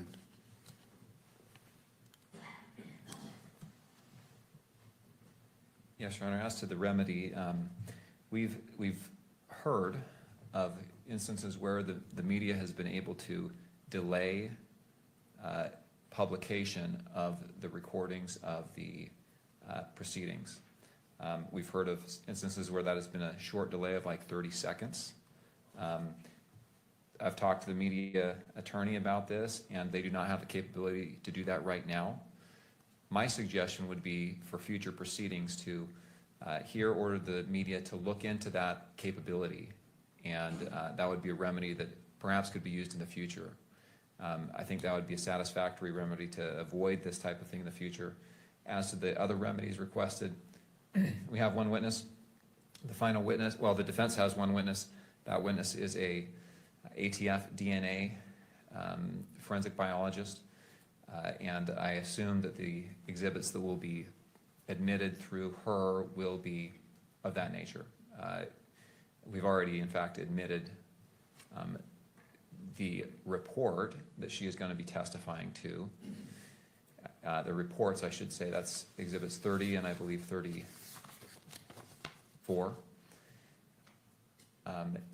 And so I don't think we have, and those have already been published, I don't think we have the same risks or, I'll just say risks with her testimony as we do with some of this other evidence that has already been admitted. Thank you. To the media.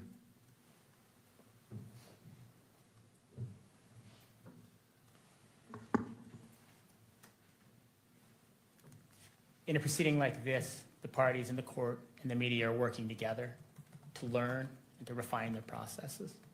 I hear Mr. Novak's remarks about challenges that we've run into in the past. I recall, it hasn't been that long ago, a time when the camera was placed in a location in the courtroom that was causing challenges. The court moved it. When there were challenges with aspects of the court's ruling, the court reiterated those, and those processes improved. We are getting better at this.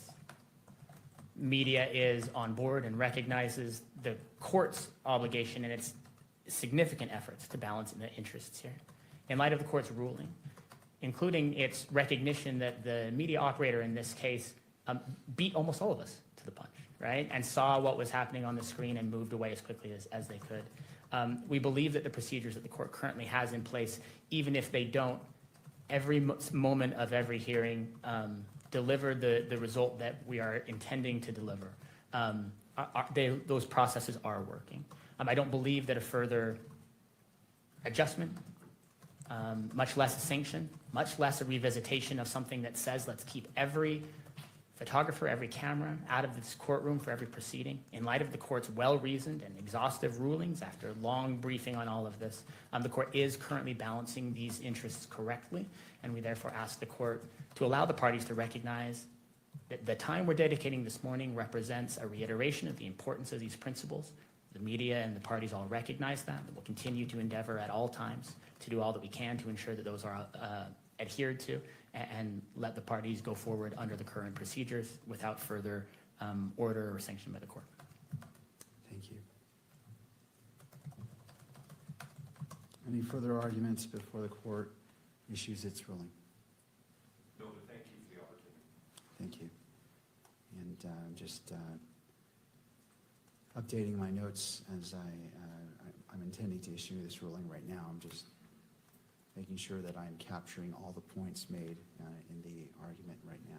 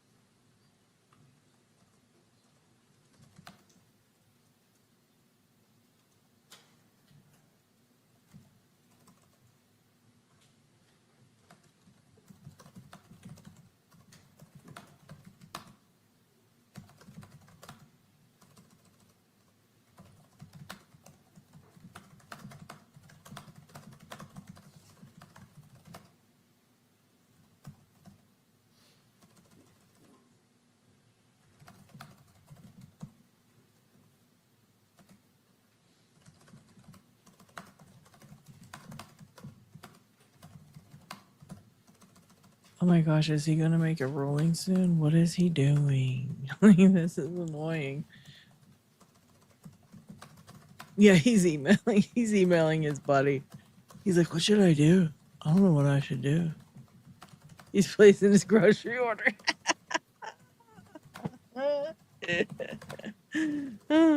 He's making a fake text chain that he could show in pictures.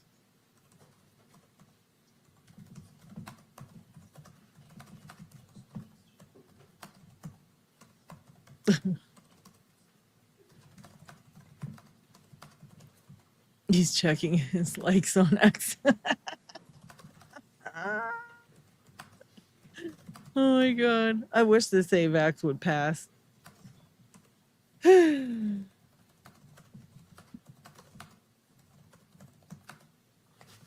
That's right. If this wasn't in the public, we wouldn't know that TPUSA met with Tyler on the day. Yep. And that bald people were driving. Yep, that's true.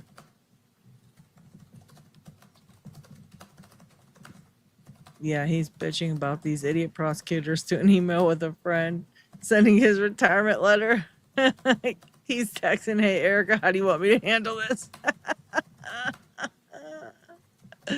Oh my god. Oh my gosh. That is great. Yeah, that's very ridiculous to me. He's got to just realize that none of this stuff that they've shown is actual evidence and nobody's falling for it anyway. They can show everything they want. They should, because it just makes it look worse and worse for the prosecution. It makes it look worse and worse for the state of Utah, really. He's texting his furry lover. The Macrons just set up Tyler's new room in France. All right. He's probably trying to find my live stream. I know that's right. He's asking Jesus what to do. Oh my gosh. Yeah, oh, that's right. Or the second bullet, or the holster that they found on the ground, or the backpack they found with a pew pew in it. Almost done. I appreciate the party's patience. Yeah, or that they had no video of This Tyler issue Robinson taking rises to the a level thing. that Yep. necessitates great care. And as my practice, I don't like to rush. No or shit. Make snap decisions, and I want to give this the full He don't like to rush. No shit. analysis that it's due. So thank you again for your patience.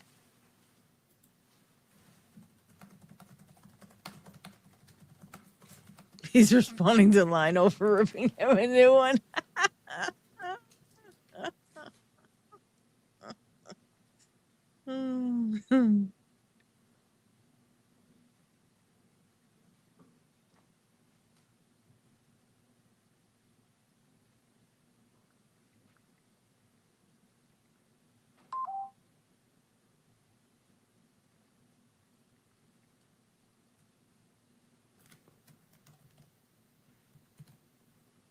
All right.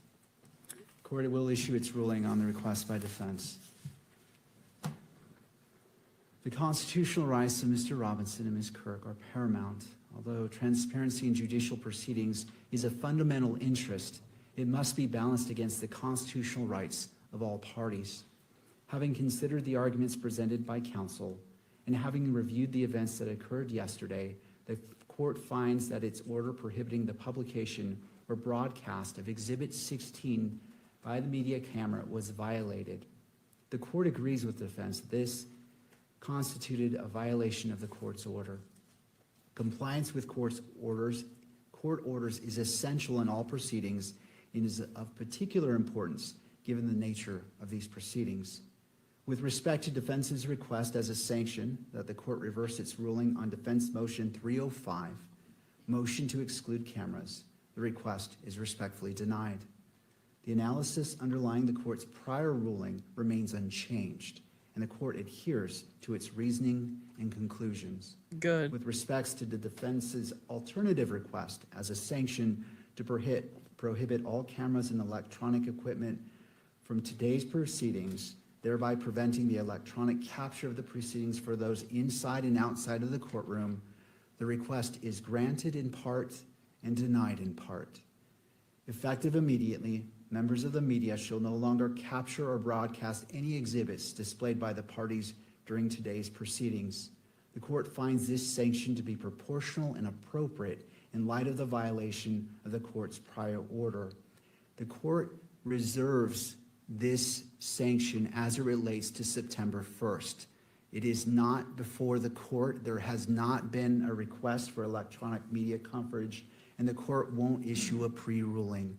When it becomes, that request has been filed and all the deadlines which the court has imposed in regards to the MC filing are in place, if motions are filed, the court will entertain motions in brief argument ahead of the September 1st hearing and address it at that time.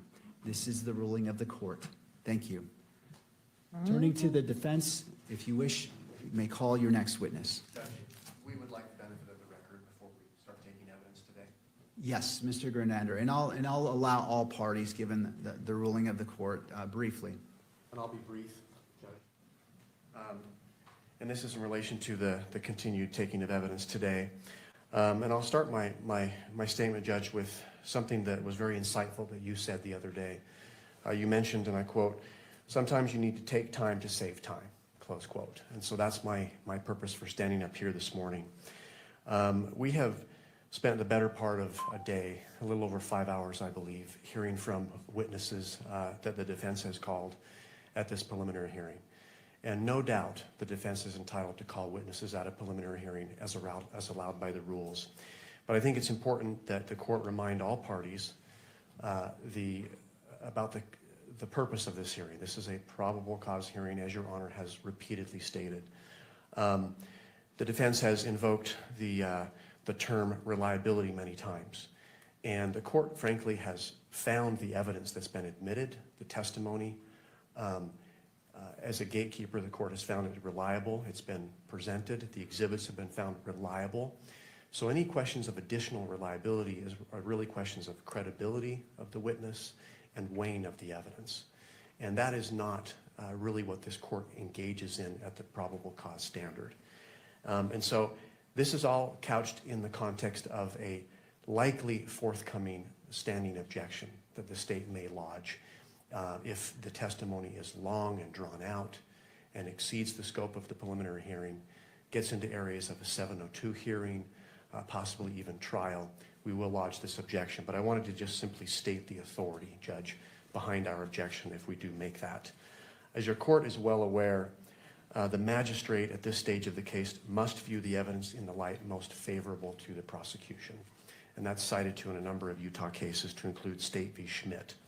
Schmidt continues, "This means that when reasonable inferences from the evidence cut both for and against the state's case, the magistrate lacks the discretion to choose between them and must leave such a determination to the fact finder at trial." A few other cases I would like to refer the court to. State v. Pledger, which is a Utah 1995 Supreme Court case. Speaking of this standard, the court says, "The standard bars the magistrate from requiring the prosecution to address or even eliminate alternative inferences that could be drawn from the evidence in favor of the defense." So even assuming the defense scores points today in calling these witnesses, again, the court cannot really weigh those in favor of the defense. State v. Hester, which is a Utah Court of Appeals case 2000, where there is conflicting evidence, quote, "The magistrate may not sift or weigh the evidence, but must leave those tasks to the fact finder at trial." Of course, we're not at trial yet. State v. Virgin, a Utah 2006 Supreme Court case, indicates that a magistrate may only disregard evidence at a preliminary hearing if it is, quote, "so contradictory, inconsistent, or unbelievable that it is unreasonable to base belief of an element of the prosecution's claim on that evidence." There's a State v. Drozbecki case, which is a Utah Court of Appeals case 2010. Magistrates may only disregard or discredit evidence that is wholly lacking and incapable of creating a reasonable inference regarding a portion of the prosecution's claim, but must leave all the weighing of credible but conflicting evidence to the trier of fact. And finally, State v. Lopez, a Utah 2020 Supreme Court case. Speaking of this probable cause standard at a preliminary hearing. The court said, under this low bar, it may be difficult for the defense to overcome a prima facie showing of probable cause. Even an alleged victim's recantations may sometimes be insufficient, given that the magistrate must view all evidence in the light most favorable to the prosecution and draw all reasonable inferences in favor of the prosecution, close quote. Judge, Your Honor has heard 4 days of testimony now. The evidence is overwhelming. It's devastating. And the question needs to be asked, the purpose of continuing with testimony if it's long and drawn out. Of course, the defense has the right to call witnesses, but it needs to be within the context of this preliminary hearing. So again, we may be lodging a standing objection of relevance and exceeding the scope of this hearing. That's my record. Thank you, Mr. Grunander. Do other parties wish to be heard as it relates to Mr. Grunander's statement? To the defense?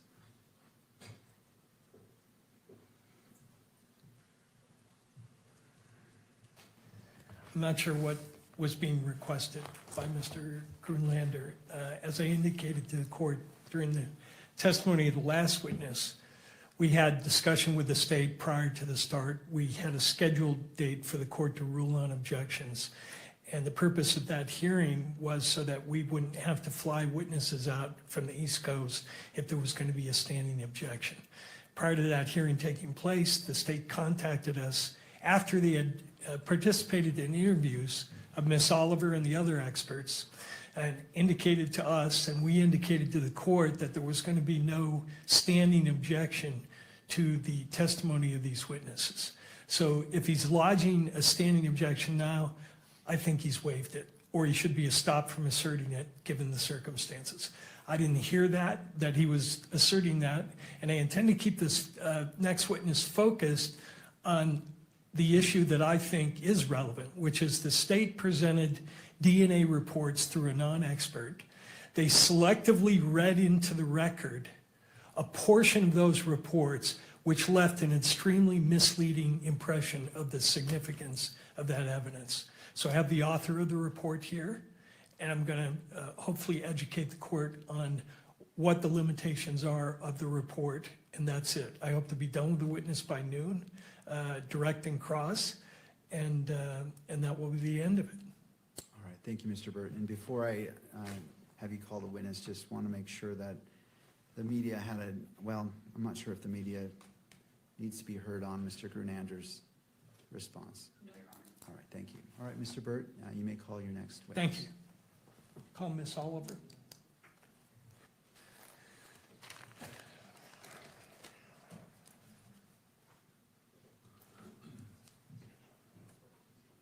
Ms. Oliver, if you'd like to come forward and be sworn in. You do solemnly swear that the testimony you shall give in the case now pending before the court will be the truth, the whole truth, and nothing but the truth, so help you God. All right, ma'am, you may be seated.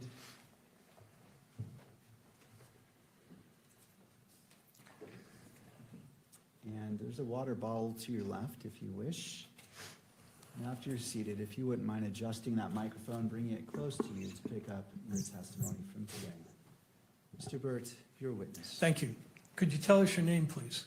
Caitlin Oliver, Oliver. And Ms. Oliver, could you bring that mic a little bit closer, so I want to make sure your voice is projected. Thank you. What do you do for a living? I work for the Bureau of Alcohol, Tobacco, Firearms, and Explosives as a DNA section chief. And how long have you held that position? I've been a section chief since January, and I've worked with the ATF for about 9 years. Prior to that, I was a forensic biologist. And where were you a forensic biologist before you started to work for the ATF? Prior to the ATF, I worked for Jefferson Parish Sheriff's Office in New Orleans, Louisiana, as a DNA analyst and a DNA quality manager. Back in September of 2025, what were your duties and responsibilities? I was a forensic biologist. And do you recall that around September 11th, you received a request to do some DNA work at the request of the state of Utah? Yes. Could we display Exhibit State's Exhibit 30, which is in evidence.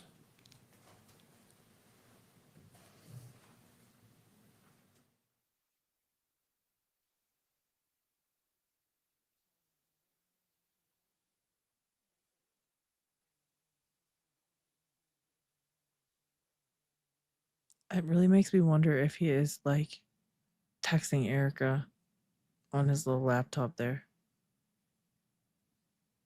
Now he's looking over and he's like, answer, girl. It's like, hurry up, get that phone out and answer.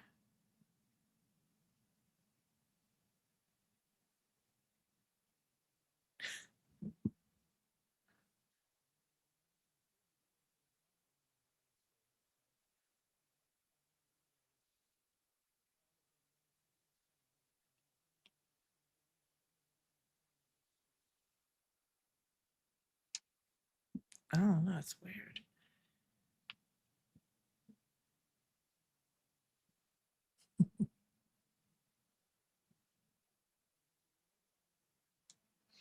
They weren't supposed to have phones in the courtroom, but then he instructed everyone to turn them down. So I don't know what that's about. I guess he maybe allowed the lawyers to have theirs in the courtroom because they had some.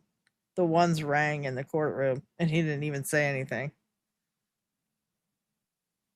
You'd think the judge would flip out at that.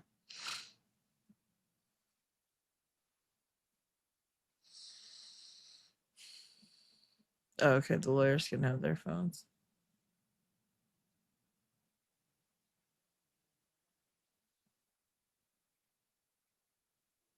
Yeah, they turned it down or they're not talking. I don't know.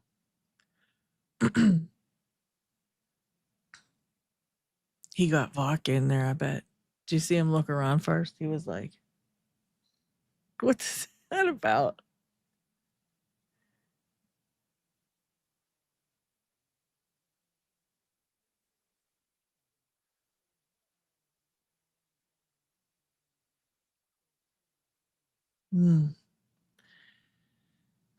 A quick summary.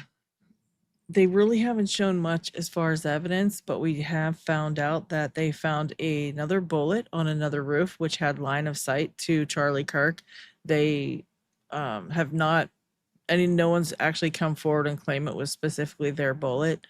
And they had law enforcement there giving us the runaround about how it probably just fell out of somebody's weapon while they were checking things and trying to clear their weapons. It's a really ridiculous thing. They found a holster on the ground that they didn't really do anything with. They found a backpack with another firearm in it, which they didn't really say anything about. What else, guys? What other kind of stuff did they find? It was ridiculous, the amount of stuff. We found out Tyler Robinsin evidently spoke to somebody from the Turning Point USA organization the day of the unaliving earlier. We found out every video that they have supposedly with the Tyler Robinsin in it doesn't look like Tyler Robinsin. It's all blurry. There's no clear video. Nobody can actually identify him. You state in F, based on this calculation, there is evidentiary support for the inclusion of Tyler Robinsin, correct? As a possible contributor. Correct. Mr. Burt, I just want to interrupt. Sure. I was made aware of a question about the media as it reflects this order. So the question was whether audio could be transmitted, and my ruling covered the video display of any exhibits. And so I just want to make sure that's the understanding of all the parties, that the audio of your portion discussing evidence is that you understand that that's going to be captured by the camera and displayed, but not any exhibits displayed. Is that your understanding? That is my understanding of the court's ruling, yes. And to the state? Yes. And to the media? Yes, Your Honor, there might be concern about the actual monitors, the counsel table, and podium. Any clarification on that? Well, that's why I give my notation to begin the morning that the parties are responsible to monitor their monitors. And that's there because they're entitled to view it, but they're responsible to ensure that the monitors As the camera is picking up the courtroom, it's directed not to focus on the monitors, but inevitable capture may occur, and that's why that instruction is given. Your Honor, Jeff Nye on behalf of the victim representative. We cannot see the court from where we're sitting, so I don't know if there's a way for us to view the monitor. I don't understand what you're saying. It's not being published on this It's not being published on the monitor to the court's right. Right, the order of the court based as a sanction is no exhibits will be displayed. In the courtroom entirety? As it stands right now, yes, that's correct. Well, Okay, please approach the lectern.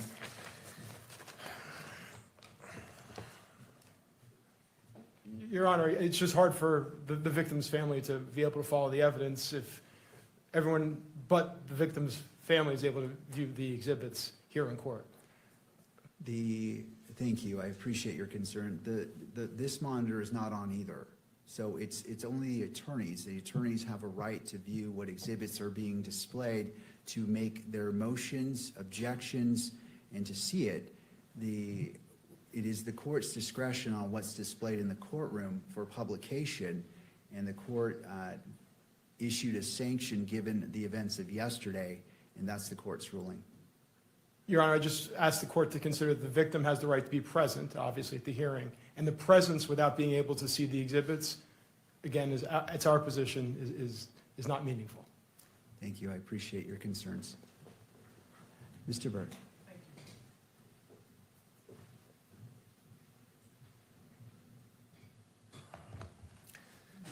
Could you redisplay Exhibit 30, please? And again, while he's doing that, that same conclusion where you include the language, go back to that page, please, 5. Use the term, there is evidentiary support and possible contributor. I want to focus your attention on the words evidentiary support. We've had a prior witness testify that, from the FBI, testified that they use a scale and they characterize the support along the lines of strong. Yeah, are you familiar with that type of a scale? Yes. Does your agency employ that scale? We can come to 5 conclusions at our agency, so there can either be exclusion, limited support for exclusion, uninformative, limited support for inclusion, and support for inclusion. And I take it from what you just said, you don't use these qualifiers strongly. The word strongly include things of that nature. Yes, we don't use a verbal scale at our laboratory. Is that a scientific phrase when you talk about instead of saying that there's support for an inclusion, you instead say there is strong support for the conclusion? So our laboratory doesn't use a verbal scale due to the fact that they add subjective words to the front of this word support. It is our stance that the likelihood ratio statistic, the number stands on its own. So we report the likelihood ratio and either support for inclusion or support for exclusion. Thank you. Would you go to page 8 of the report and highlight the very top of the first 2 sentences? You included this language in your report, correct? Correct. And in fact, you included this language in all 3 of your reports, referring to the conclusions conform with the relevant Department of Justice policy on uniform language. That's correct. Right. And why do you include that language in all 3 of your reports? It's standard language for our reports. Our reports adhere to the DOJ Ultra statement. Okay. And could you go now to Exhibit Oliver 4 for the witness only? Not admitted yet. Are you familiar with this document, the Department of Justice Uniform Language for Testimony and Reports for Forensic Autosomal DNA Examination using probabilistic genotyping systems? Yes, I am. Right. And would you go to page 4 of that document, please? And the court has heard some prior testimony about this Department of Justice directive. What is ATF's, what is your understanding of what the qualifications and limitations are that are required by this policy of the Department of Justice? What are you not supposed to be saying in connection with the reports that you wrote in this case? There's a few things that the Ultra document states. First, it states if you use a verbal scale, which we do not, then you need to use the one dictated in the document. This is in an effort to unify the language coming out of DOJ laboratories. It also says that we cannot state that our evidence is infallible, nor can we state that there is a inconclusive result. Shall not state that it's infallible or have a 0 error rate, correct? Correct. It also states, does it not, that you shall not assert that a likelihood ratio of any magnitude provides an absolute identification or source attribution of an individual to an evidentiary sample. Correct. And are your reports in conformity with that? You're not stating or implying that anything you did here is asserting an absolute identification of someone as the source of any of the evidence that you examined, correct? Correct. With forensic evidence, it's impossible to state with 100% certainty anything.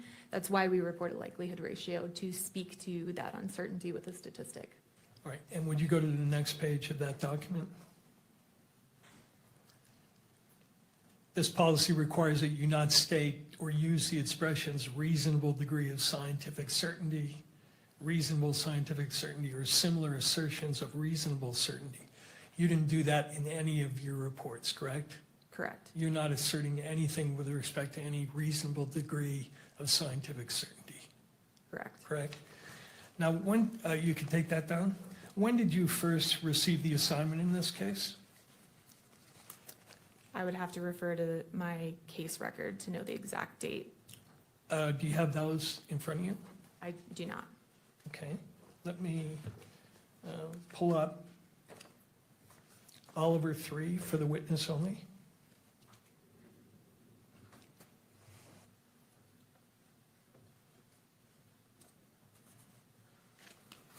And go to the third page.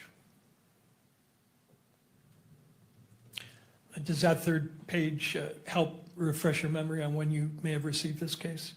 Yes, on September 12th, 2025. Okay. Is that when you first started doing work on the case, do you think? Yes, it is. Now, prior to doing work on the case, did you receive permission from someone to consume any samples in the case? Yes, I did. And could you go to page 15 of those case notes, please? Again, for the witness only.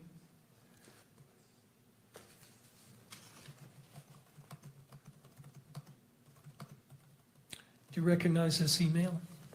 Yes, I do. And can you tell me what the email is and what information it conveyed to you in connection with your examination? Yeah, so it's standard procedure at our laboratory that when we receive a case, we request permission to consume from the agent. We request that they reach out to an attorney if one is assigned. In this case, we will not begin any work on the case until we've received that permission to consume. So this email is us receiving permission to consume the samples and move forward with testing. Now, does your policy have, does your lab have a policy for preserving samples for independent testing by the defense? Where possible, we will not consume samples where it's possible. And that policy is a longstanding one, not only in your lab, but pretty much everywhere in forensic DNA analysis, right? That's correct. Goes back to 1996, does it not, when the National NRC recommended a policy that samples be split wherever possible at the front end of the analysis to allow for independent examination.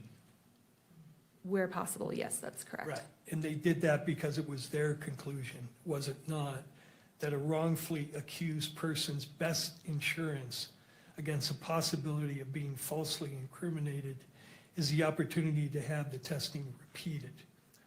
Such an opportunity should be provided whenever feasible. Correct. Okay, could you now go back to Exhibit 30? Page 8.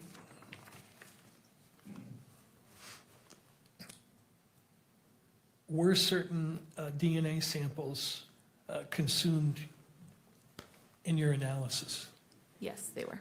And for the record, are those listed on page 8 of your report?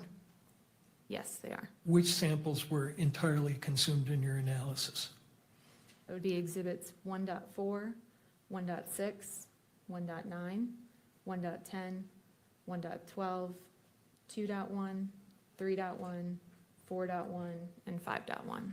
Okay, then are there a number of samples listed above there in the report where you say the DNA extracts will be retained, and then you list 1.1, 1.2, 1.3, 1.5, 1.7, 1.8, 1.13, 7.1, and 8.1? Correct. Does that mean that those are all swab samples, correct? They were swabs, yes. All right, does your report mean that you consume the swabs, but you have some liquid extract remaining as to those samples? Correct. Now, are all of the samples, let's talk about the samples in Plaintiff's Exhibit 30. Were all of the samples you looked at there mixed samples?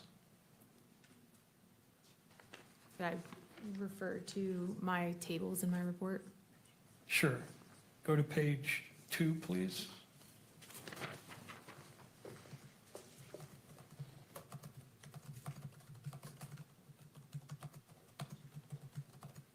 And can we go to page 3 and 4? 3 and 4, please.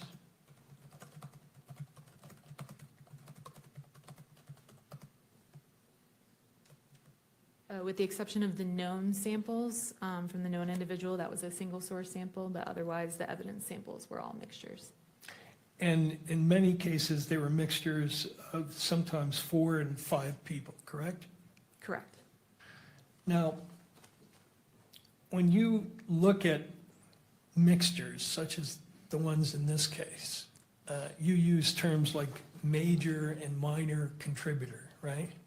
Correct. Is that language meant to convey that anything with respect to activity of anybody who might be assigned to that DNA weight? In other words, are you saying the person you label as a major contributor was engaged in any sort of activity? Is there any connection between the use of that language and activity? None of the testing that I performed could speak to activity or what activity led to the deposition of the DNA. So nothing in your report, if somebody reads that and says, oh, this one says this person is a major contributor, you're not commenting on anything about the person's activity, correct? Correct.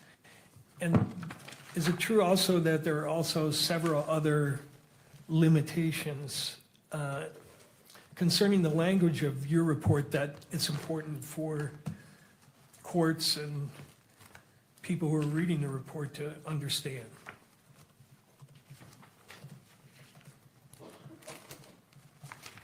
I'm sorry, what was the question? Are there other limitations in addition to the one we just reviewed that it's important to understand about the language you use in your report? In terms, is there something specific that you're? Yeah, there is. Could you go to Baker Exhibit 30, page 1, for the witness only?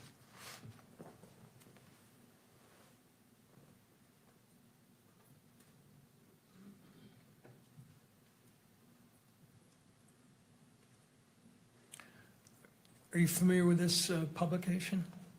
Yes. This is a publication by the National Institute of Standards and Technology called Forensic DNA Interpretation and Human Factors. Correct. This is put together as a guidance document for practitioners on what, to simplify, essentially, what to say and what not to say.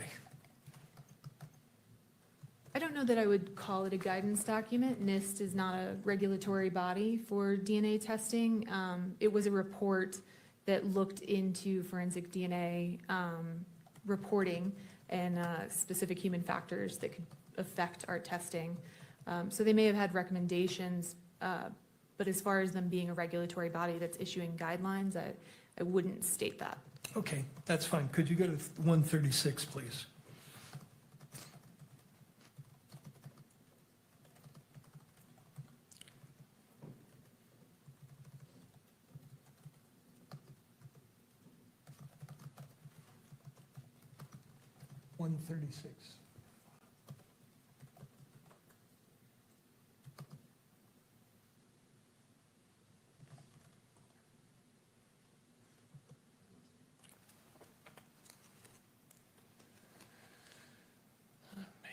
This is Baker 30.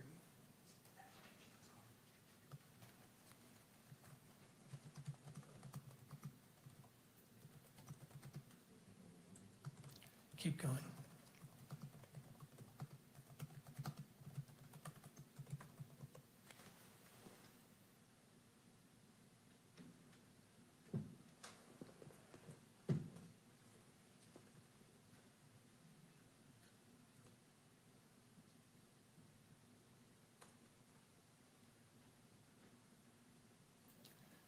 There we go, right there. Wait, 135, I'm sorry. And then scroll down to the next page. So they're making recommendations here as to how the report should be worded, correct? Correct. Let me ask you whether you agree with some of these limitations, or they call them caveats. They talk about how you describe the number of contributors, and they say the true number of contributors of DNA to an item can never be known. Do you agree with that? Yes. Okay. They also say, let me ask one question before I ask this one, which is, do you use something called a reporting cap in all three of your reports? Yes, so for our likelihood ratio statistics, we cap the statistic at 1 trillion.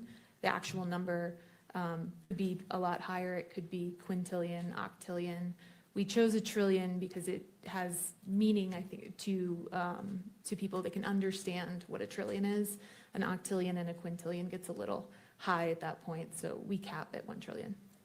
And they talk here, do they not, about how you convey the idea of a reporting cap, and they say the LR reporting cap was chosen because of the limitation of biostatistical modeling and independence assumptions of STR loci.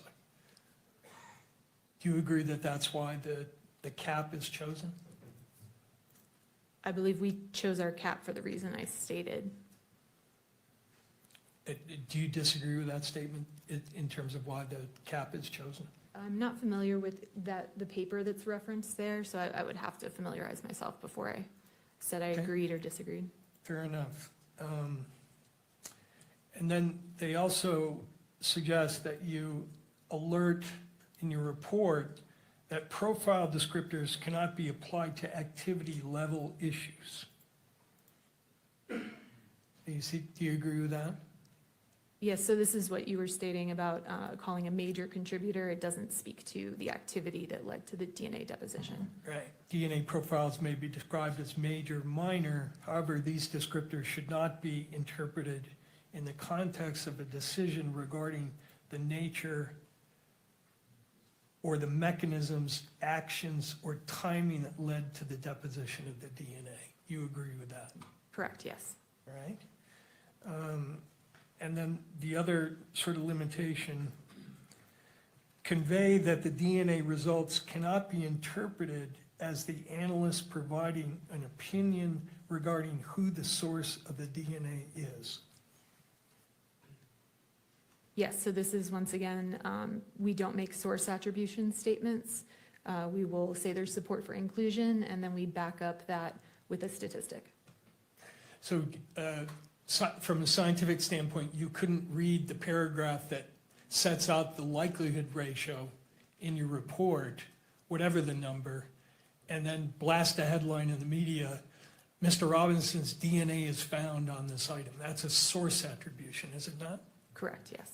And that would not be scientifically defensible, would it? Correct. Okay. Another limitation they talk about on likelihood ratios, on the next page, please, 137.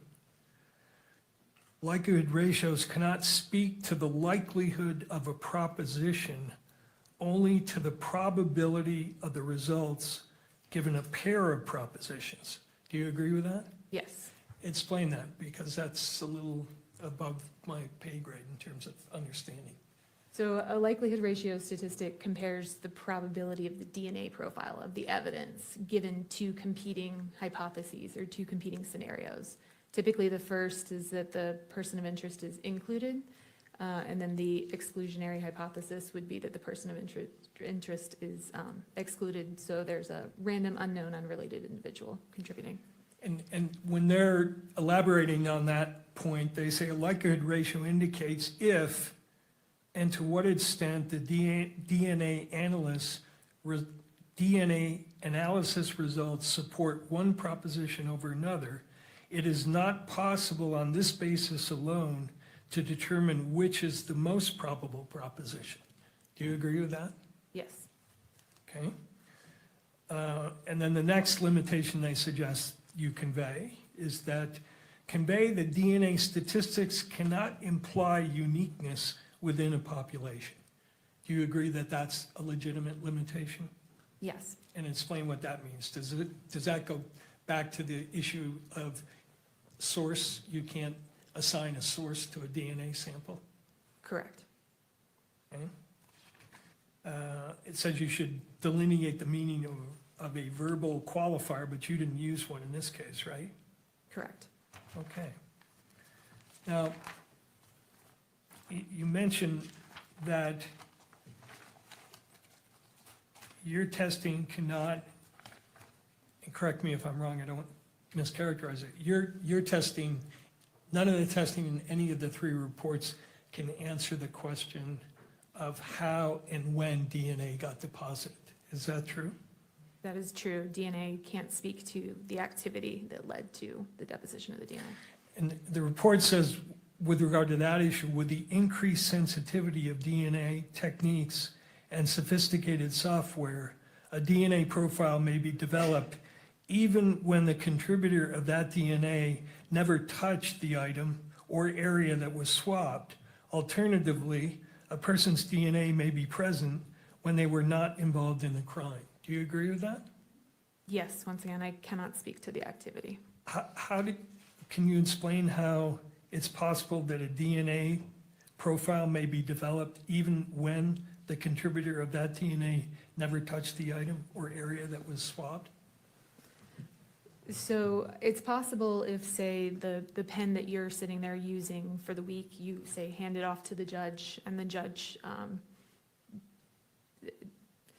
then touches it for a period of time, and then I swab it. It doesn't speak to who handled it last. I could test that. I could get both of your profiles. I wouldn't know which person was the last person to handle that item. All right. And similarly, if you had a lot of DNA on your hand, we shook hands, I then went to pick up an exhibit, a gun, I touched the trigger of it, your DNA could be on that trigger, right? It is possible, yes. Okay, even though you never touched the gun. Yes. And that's why, because of those possibilities, you can't make any assessment of how or when DNA got deposited, correct? Correct. How long can DNA persist on an item? DNA is quite stable over time. It can be broken down due to environmental insults, so things like heat and humidity are known to break down DNA over time. But I couldn't give you an exact number. Were certain of the samples that you tested in this case degraded samples? There was degradation present in some of the samples. And what can cause degradation? Like I said, there's environmental insults, heat, humidity. Now, the second report that you wrote had to do with a Dremel item that was taken from Mr. Robinson's home. Correct. And did you request certain what are called elimination samples in regard to items that were recovered from his home? Yes. Tell the court what an elimination sample is as opposed to a sample that relates to what's called a POI, person of interest. So an elimination sample is a sample taken from a known individual that it may be assumed that they could have come into contact with it. If I were to, say, swab your vehicle, then I would want your DNA sample as an elimination to eliminate you in order to look for any additional DNA that may be there.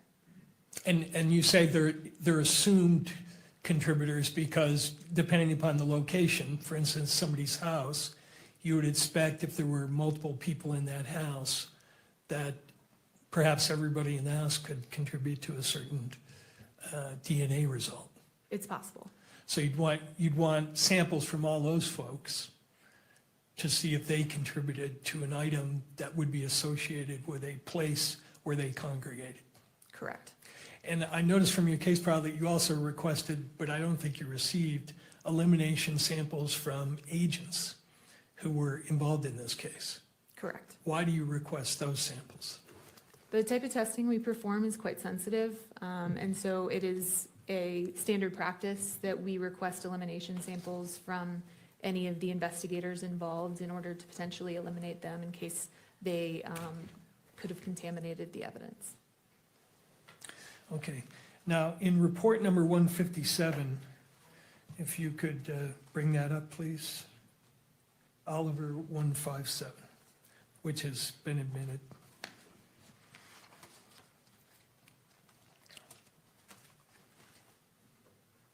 The elimination samples that you requested in connection with items seized from Mr. Robinson's apartment were from Amber Robinson, Matthew Robinson, and Lance Twigs, correct? Correct. And that's because you had information that those people were associated with the house. Correct. And when you tested or compared, first of all, you determined their DNA types, right? Correct. Then you compared their types to what you found on the evidence. Correct.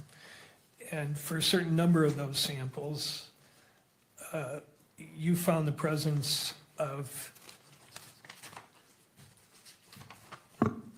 DNA of your elimination samples, not because they were suspects, but because they were associated with the premises, right? There was support for inclusion of some of these individuals, yes. Okay. And if you could scroll down to page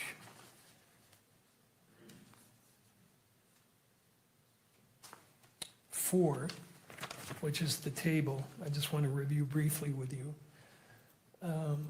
For instance, item number 1.4, which was a swab from the rifle. You used the elimination sample of Mr. Robinson's father, and you found his DNA on that particular swab, correct? I would say there was support for inclusion of Matthew Robinson on the sample obtained from the swabs of the bolts of the rifle. I'm glad you pointed that out. That's, again, consistent with your other testimony. You're talking again about support for inclusion as a possible contributor. Correct. And there Again, was- not because he's a suspect, but because he's associated with that premise. Correct, and there would have been a likelihood ratio statistic calculated and to go along with that. Okay. Could you go to the next page? Similarly, with respect to 1.6, you found, again, Matthew Robinson on swab number 1.6, or a profile that indicated he was a possible contributor. There was support for inclusion of Matthew Robinson. Okay. And next page, actually go to page 7.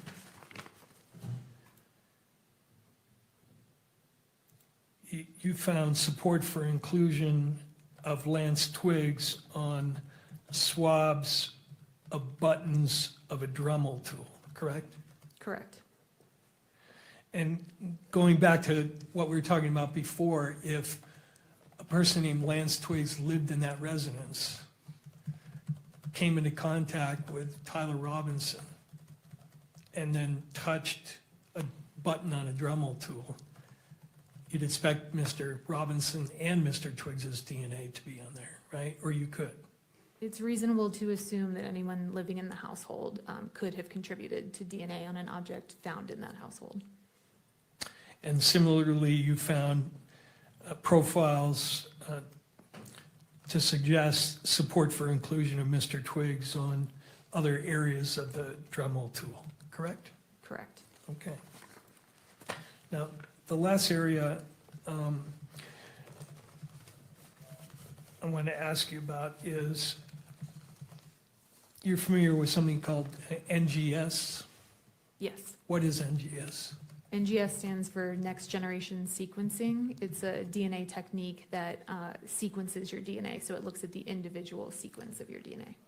And is it true that in your field, that whole area of NGS is something that's at the forefront of everybody's attention? For instance, when you go to seminars and you look at the presentations, there's a lot of talk about NGS, right? That's correct. Yes, it's a newer technique. And is it being developed by ATF as a technique that's going to be used or has been used? Not at this time, no. And is there plans to do that? Not at this time, no. Okay. Do you know if other labs have implemented it? I believe there may be some laboratories in the United States that have it in use, but I wouldn't have direct knowledge of that. Now, you used a program in this case called STR Mix, correct? Correct. And that's sold by a company in New Zealand, that software? Correct. Have they developed another program called STR Mix NGS? I'm not aware of NGS software. Could you go to 156, Oliver 156?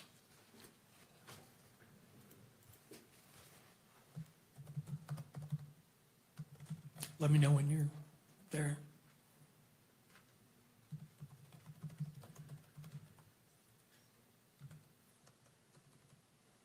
Are you aware that the developers are selling a product called STR Mix NGS?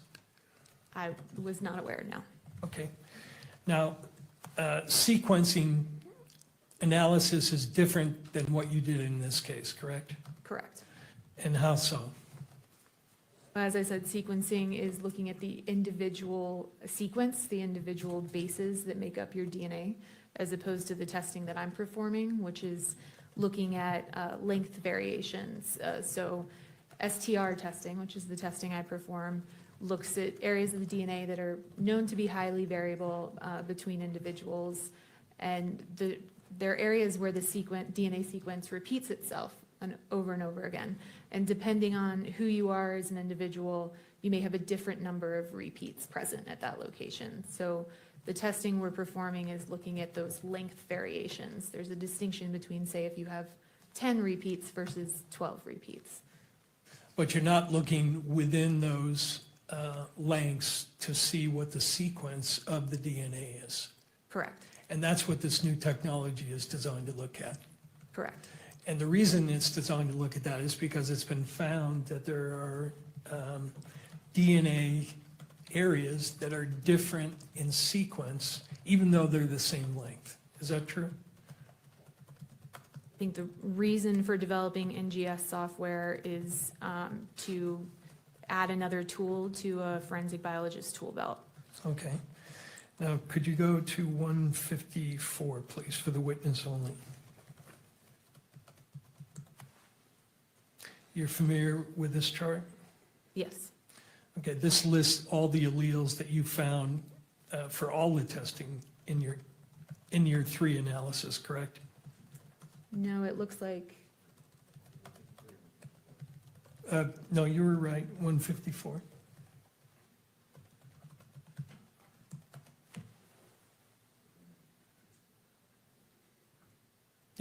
This is one, what's the exhibit on this? Okay. You're familiar with this chart, right? I've reviewed the first page of this chart. I have Sure. not reviewed the entire Go to thing. the first page. This lists the alleles that you found, correct? For the known samples, yes. Okay, now go to the second page. And is it true that for the alleles of interest in this case, one of the alleles of interest is at the D3 location, allele 17? One of the locations that we look at on the DNA strand is called D3. That's a location, yes. Right, and in this case, the 17 allele is important because Mr. Robinsin had a 17 allele, correct? Correct, And some of the evidence had a 17 allele correct, at that location.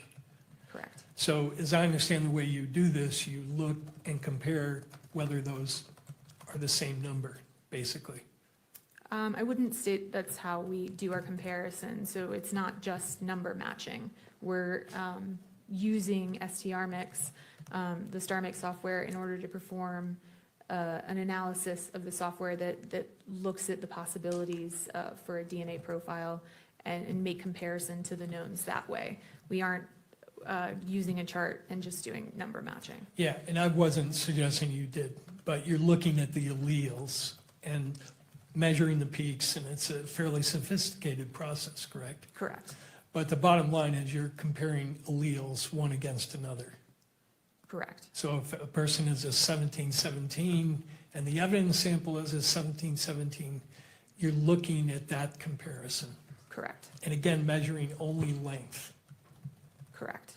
But it's true, is it not, that researchers have found that that particular allele, the D317 allele, that there are actually 3 different 17s, 17A, 17B, 17C. Yeah, so there's something known as isoalleles. What that is you may have, in this case, a 17 allele, but the sequence within that 17 allele is different. So 2 people may have a 17, but they may have a different sequence within their 17 allele. And it's been found that there is a 17A, a 17B, and a 17C, correct? Objection. Relevance to the probable cause hearing. At this point, I think we've once again gone beyond probable cause, and based on Mr. Grunander's argument, I would invoke his argument here in the case law that he referenced, and I object to this question. Let me withdraw the question, reframe it, and move beyond it. All right, so I'll sustain the objection. It will be reframed, and we'll go from there.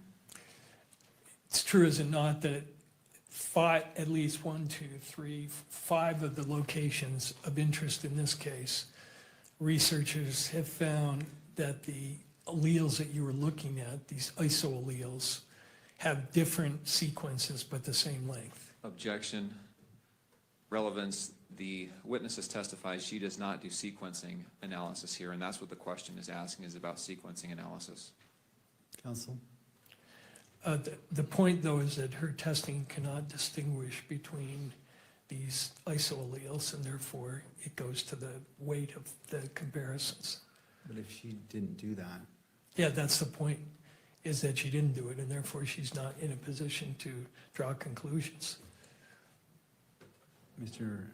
McBride? That proffer is inaccurate, that she's not able to draw conclusions because she did not do NGS or sequencing analysis. She has testified that her lab and the analysis she did here is not sequencing analysis, it's something different.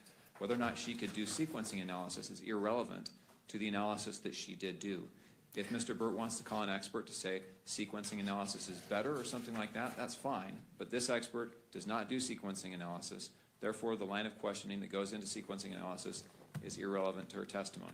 Let me see if I could lay a further foundation. All right, so I'm going to sustain the objection. Sure. And the question may be re-asked if counsel chooses.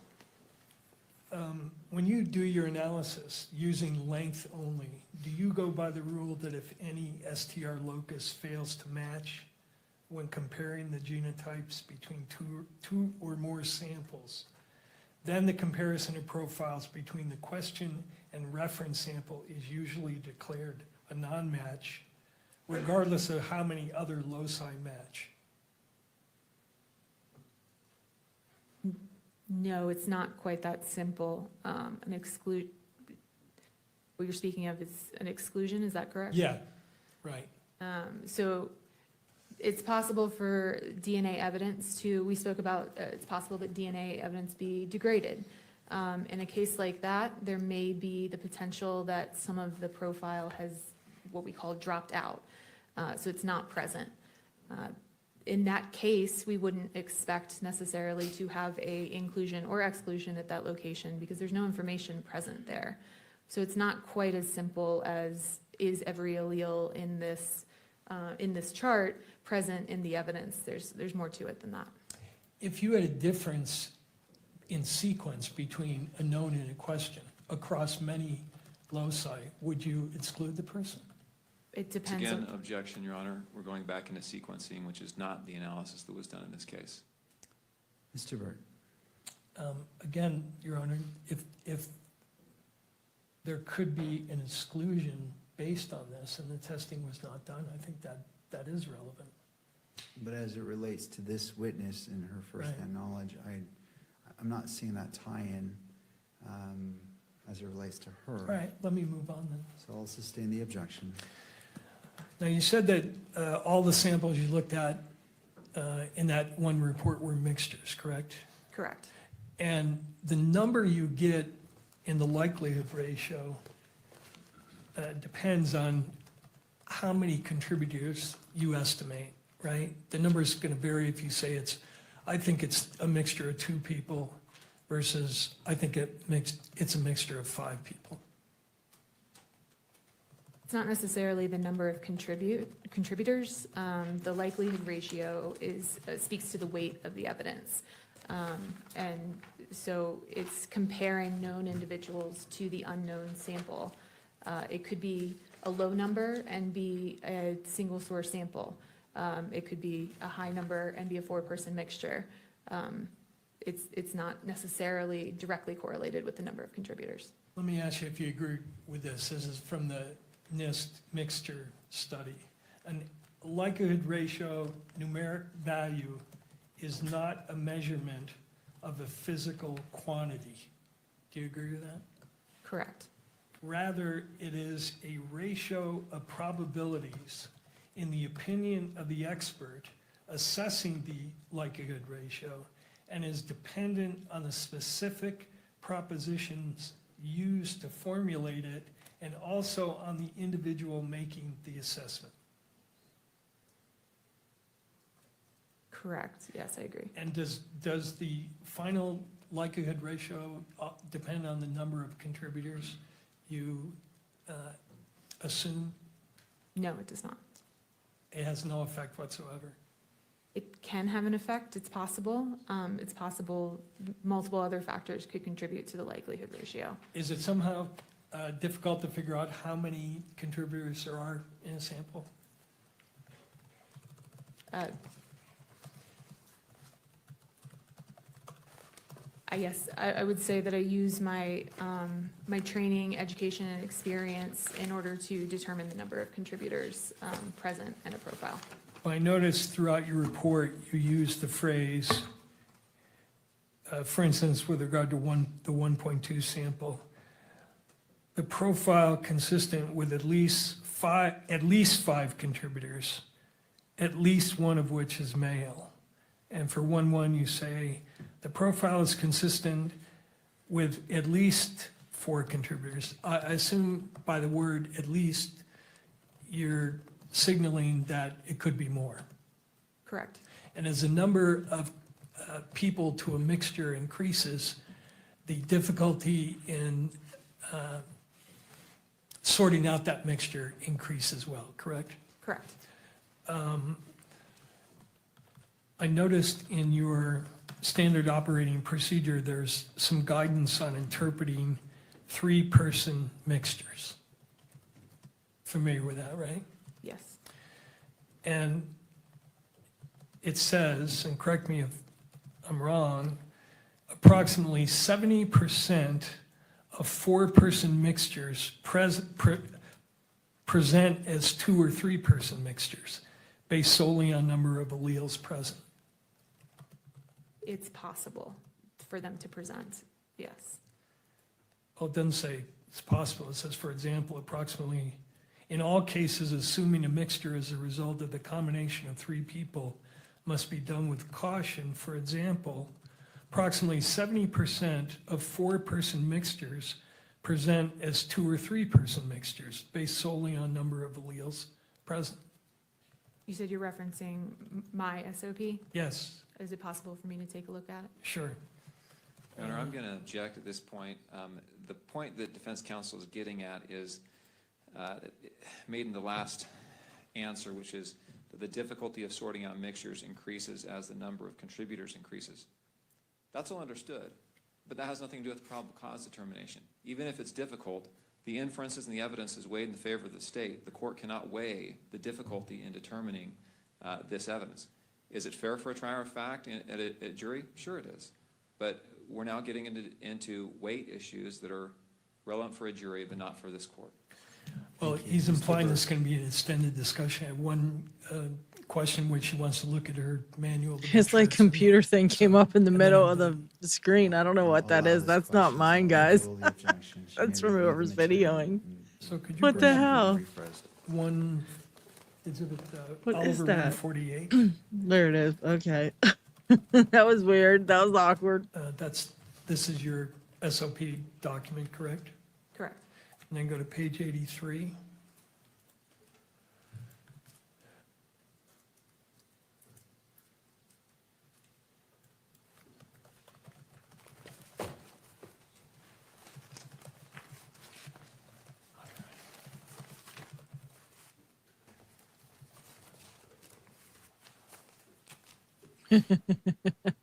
Like,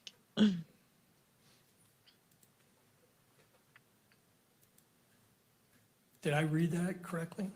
Yes, And so it's true, is it not, that approximately 70% of 4-person mixtures present as 2 or 3 person mixtures? it's possible. Thank you. That's all I have. Thank you. We've been going for a bit, and depending on how much cross, I'm trying to decide if a break is warranted or if, Mr. McBride, you wish your cross is limited. Again, not trying to say which way you should go, I'm just trying to weigh whether we should take a break. I will probably be, I'll probably be 20 minutes.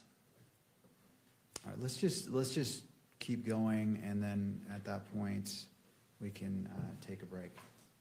Thank you, Mr. McBride.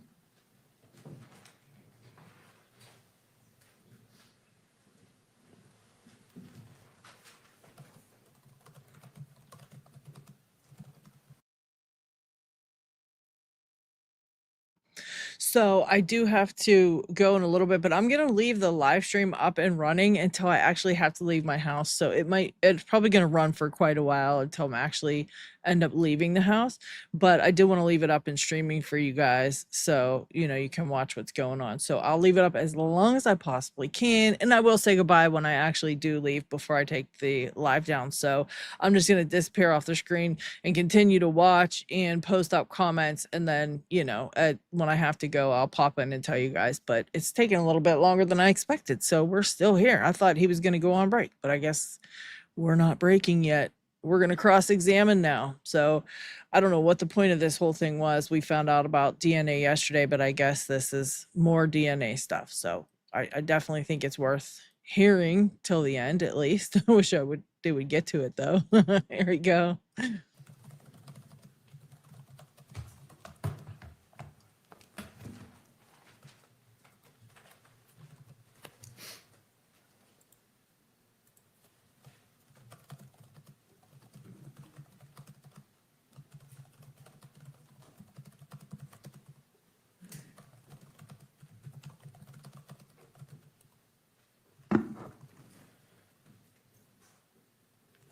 Good morning. Morning. Is your lab accredited? Yes, it is. What does that mean? So our laboratory goes through a voluntary accreditation process where a external third party comes in and audits our laboratory to a set of standards. Specifically, the ATF laboratory is accredited, and specifically the DNA section of the ATF Laboratory is accredited to 2 sets of standards. One is an international set of standards called ISO 17025 for testing laboratories, and additionally, a DNA-specific set of standards put forth by the FBI. Does the accreditation require that the methodologies you use be validated? Yes, The methodologies used in this case have been accepted by courts across the country, correct? correct. Does the accreditation require that forensic biologists like yourself satisfy certain qualification standards? Yes, we're required to perform competency testing prior to participating in casework, and additionally, we participate in twice a year proficiency testing. And do you satisfy the competency and qualification standards required by accreditation? Yes, And at the time you did the testing in this case, did you satisfy those standards? yes. Moving to your opinions, where on the firearm did you find evidentiary support for the inclusion of Tyler Robinson? There were several locations. I'd have to refer to my report. Okay, would you look at your report, and this is, it looks like report number, or exhibit number 30. If we can pull that up, just for the witness.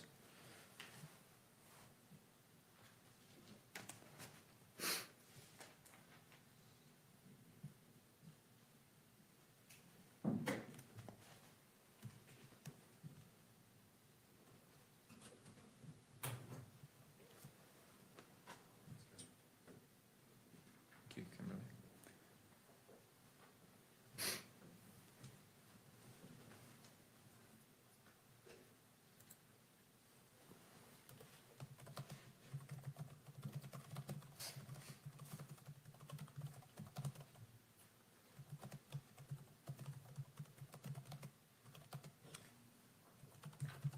We had it for a minute here, a minute ago.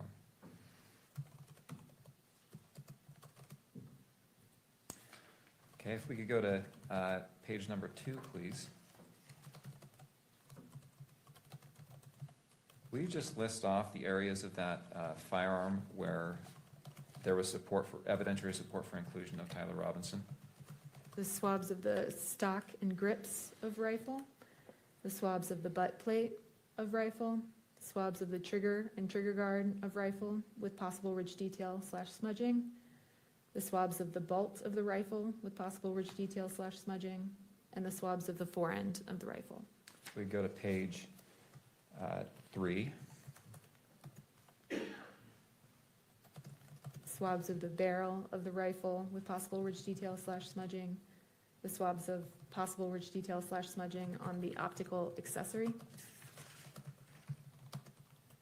And page 4. The swabs of the protected underside of the receiver of the rifle after disassembly. The swabs of one 30-06 cartridge case. The swabs of one 30-06 cartridge. And the swabs of one 30-06 cartridge. I want to ask you about a couple of those conclusions.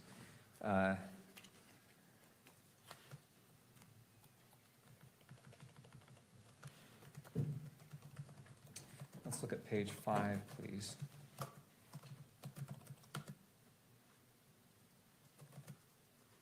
And calculation number 3, exhibit 1.3, do you know where that swab was taken from?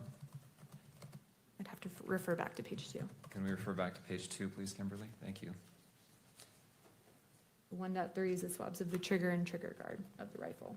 All right, going back to page 5.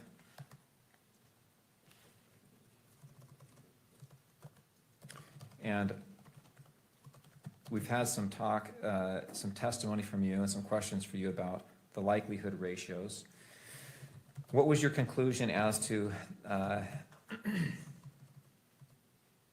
the likelihood ratio that you analyzed in this question in calculation number 3?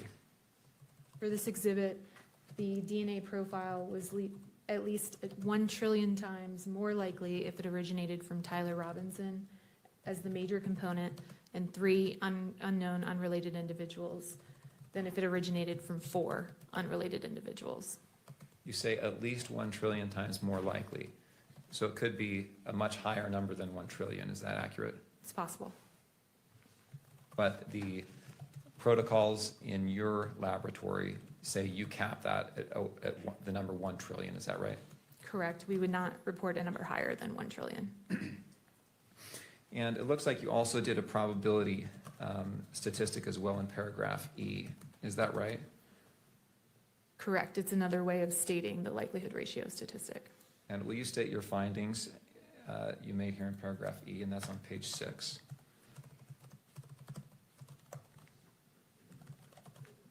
The probability of an unrelated individual in the population who has not contributed DNA to the sample yielding this level of support is less than 1 in a trillion.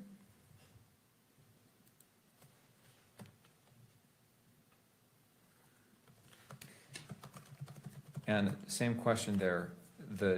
The trillion number, it could be far less than that, but you stop your calculations or the statistics at 1 trillion. Is that right? Correct. Let us move to page 7 with regard to statistical analysis calculation number 7. Now, do you remember what 1.3 or 1.13 and 2.1 are? I'd have to refer back to page 3, I believe. You could jump to page 3. Thank you, Kimberly. Page 4, I'm sorry. Page 4. The 1.13 is the swabs of the protected underside of the receiver of the rifle after disassembly. And 2.1 is the swabs of 1 30-06 cartridge case. Now, did you do the swabs themselves? I did not.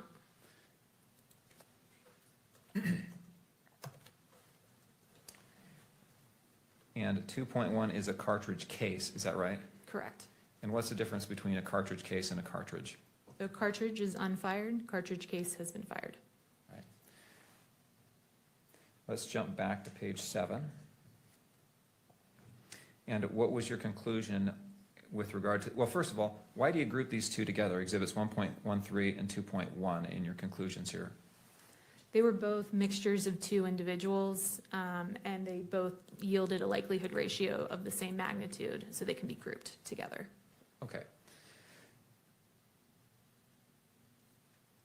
It's not that they were tested together? Correct. It's just that the results were of the same magnitude, so they were reported together. Is that right? Correct. Right. What was your conclusion as it relates to both of these as to the likelihood ratio?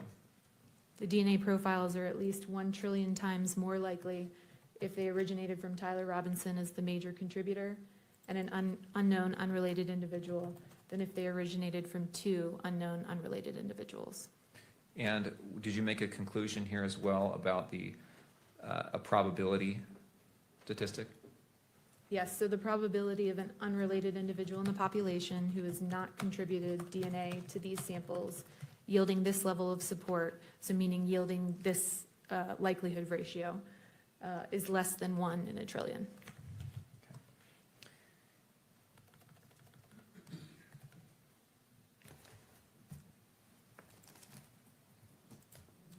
Nothing else. Mr. Burt.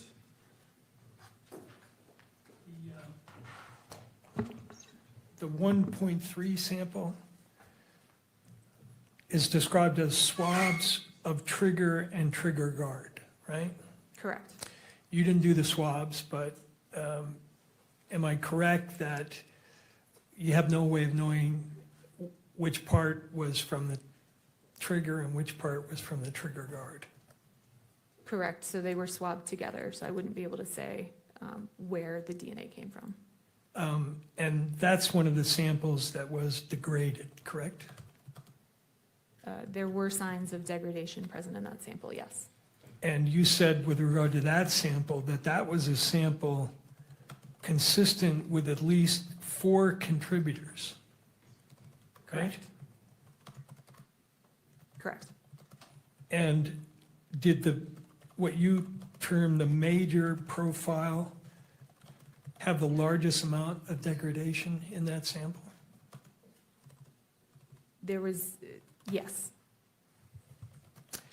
And you can't tell us anything about when the DNA was deposited on the trigger guard or the trigger, correct? Correct. you can tell us anything about. Wait, am I to get this correct that she just said the major contributor was the most degraded sample that there was? So it was the most degraded sample there is? Is that what she's just said, honey? I think you heard it too. This isn't that, if that's the case, what does that mean? It was there the longest, that it's the oldest sample? Wouldn't you think that it would be the least if it was just placed on the item? I mean, am I hearing this right? This is insane. Whether, when you say it's at least 4, it could be 5, 6, or 7 people with DNA on that trigger or trigger guard, correct? Correct, which is why we have the major contributor that is suitable for comparison, and the minor contributor is not suitable for comparison due to that complexity. And again, major, minor just has to do with the levels of DNA you were seeing, has nothing to do with someone being engaged in activity that is major in relation to the minor contributor. Yes, so the major contributor is the majority of the DNA contributed to that sample. Okay. And some of these samples, you have major contributors of more than one person, right? Correct. So for sample 1.1, swabs of stock, you have 2 major profiles, and there are at least 4 contributors on that sample, right?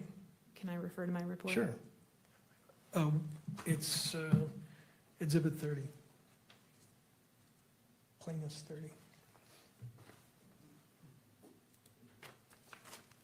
Right?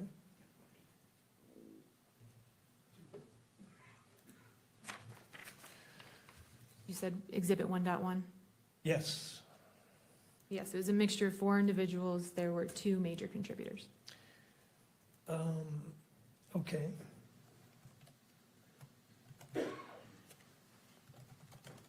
And again, with regard to all these samples, no way of knowing when or how the DNA got on those samples, correct? Correct. You referenced another statistic in your report, which is the statistic related to paragraph E, I guess. Correct. Is it what's called a random match probability statistic? Or is that something else? It itself is not a random match probability statistic. It is a way to represent the likelihood ratio similar to a random match probability. But it's still a likelihood ratio computation, right? Correct. It's based off the likelihood ratio computation. And it's still subject to all the limitations we've talked about. Correct. Can't attribute it to any person. Can't state it's infallible. Can't state there's a 0 error rate. And you can't state that it is a source connected with any one person, correct? Right. So part of not being able to state source attribution is the reason we report the likelihood ratio statistic. It speaks to the weight of the evidence. And so yes, we can't do a source attribution, and we report that statistic and address that uncertainty that way. And address the uncertainty along with the other limitations we talked about. Correct. Thank you. That's all I have. Thank you. Anything further for this witness?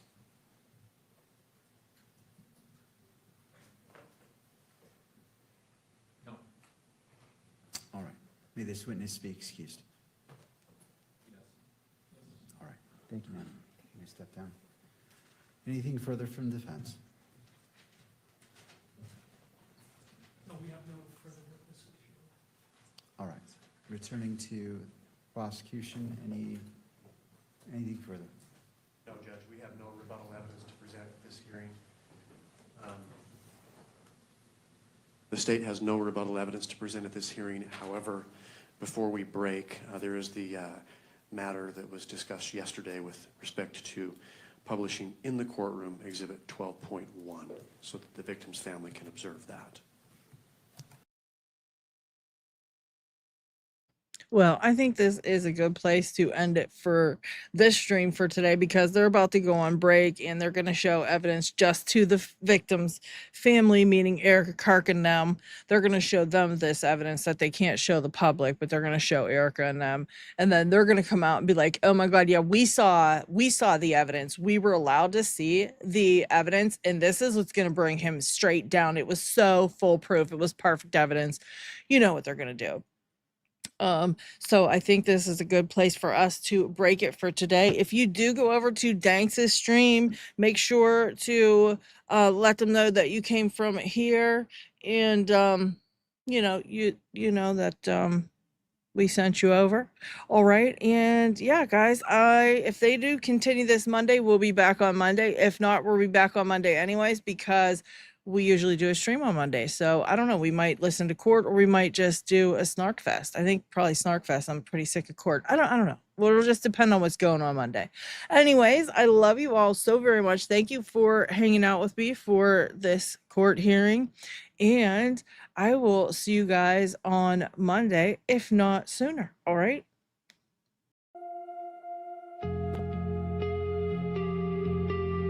Let's wrap on this night.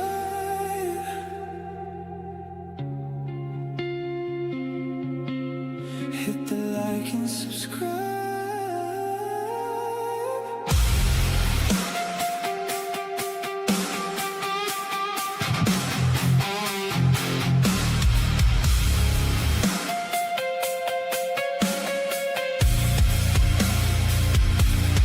Leave a final word before you go.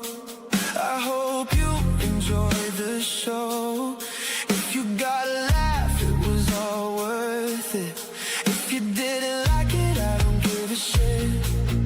Don't be a monster, hit the like.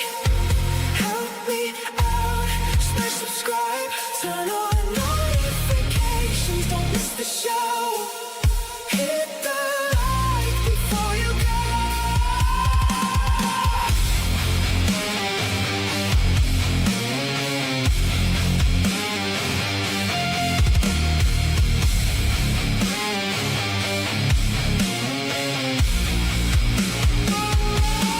Don't be a monster, hit the like. Help me out, smash subscribe. Turn on notifications, don't miss the show. Hit the like before you go.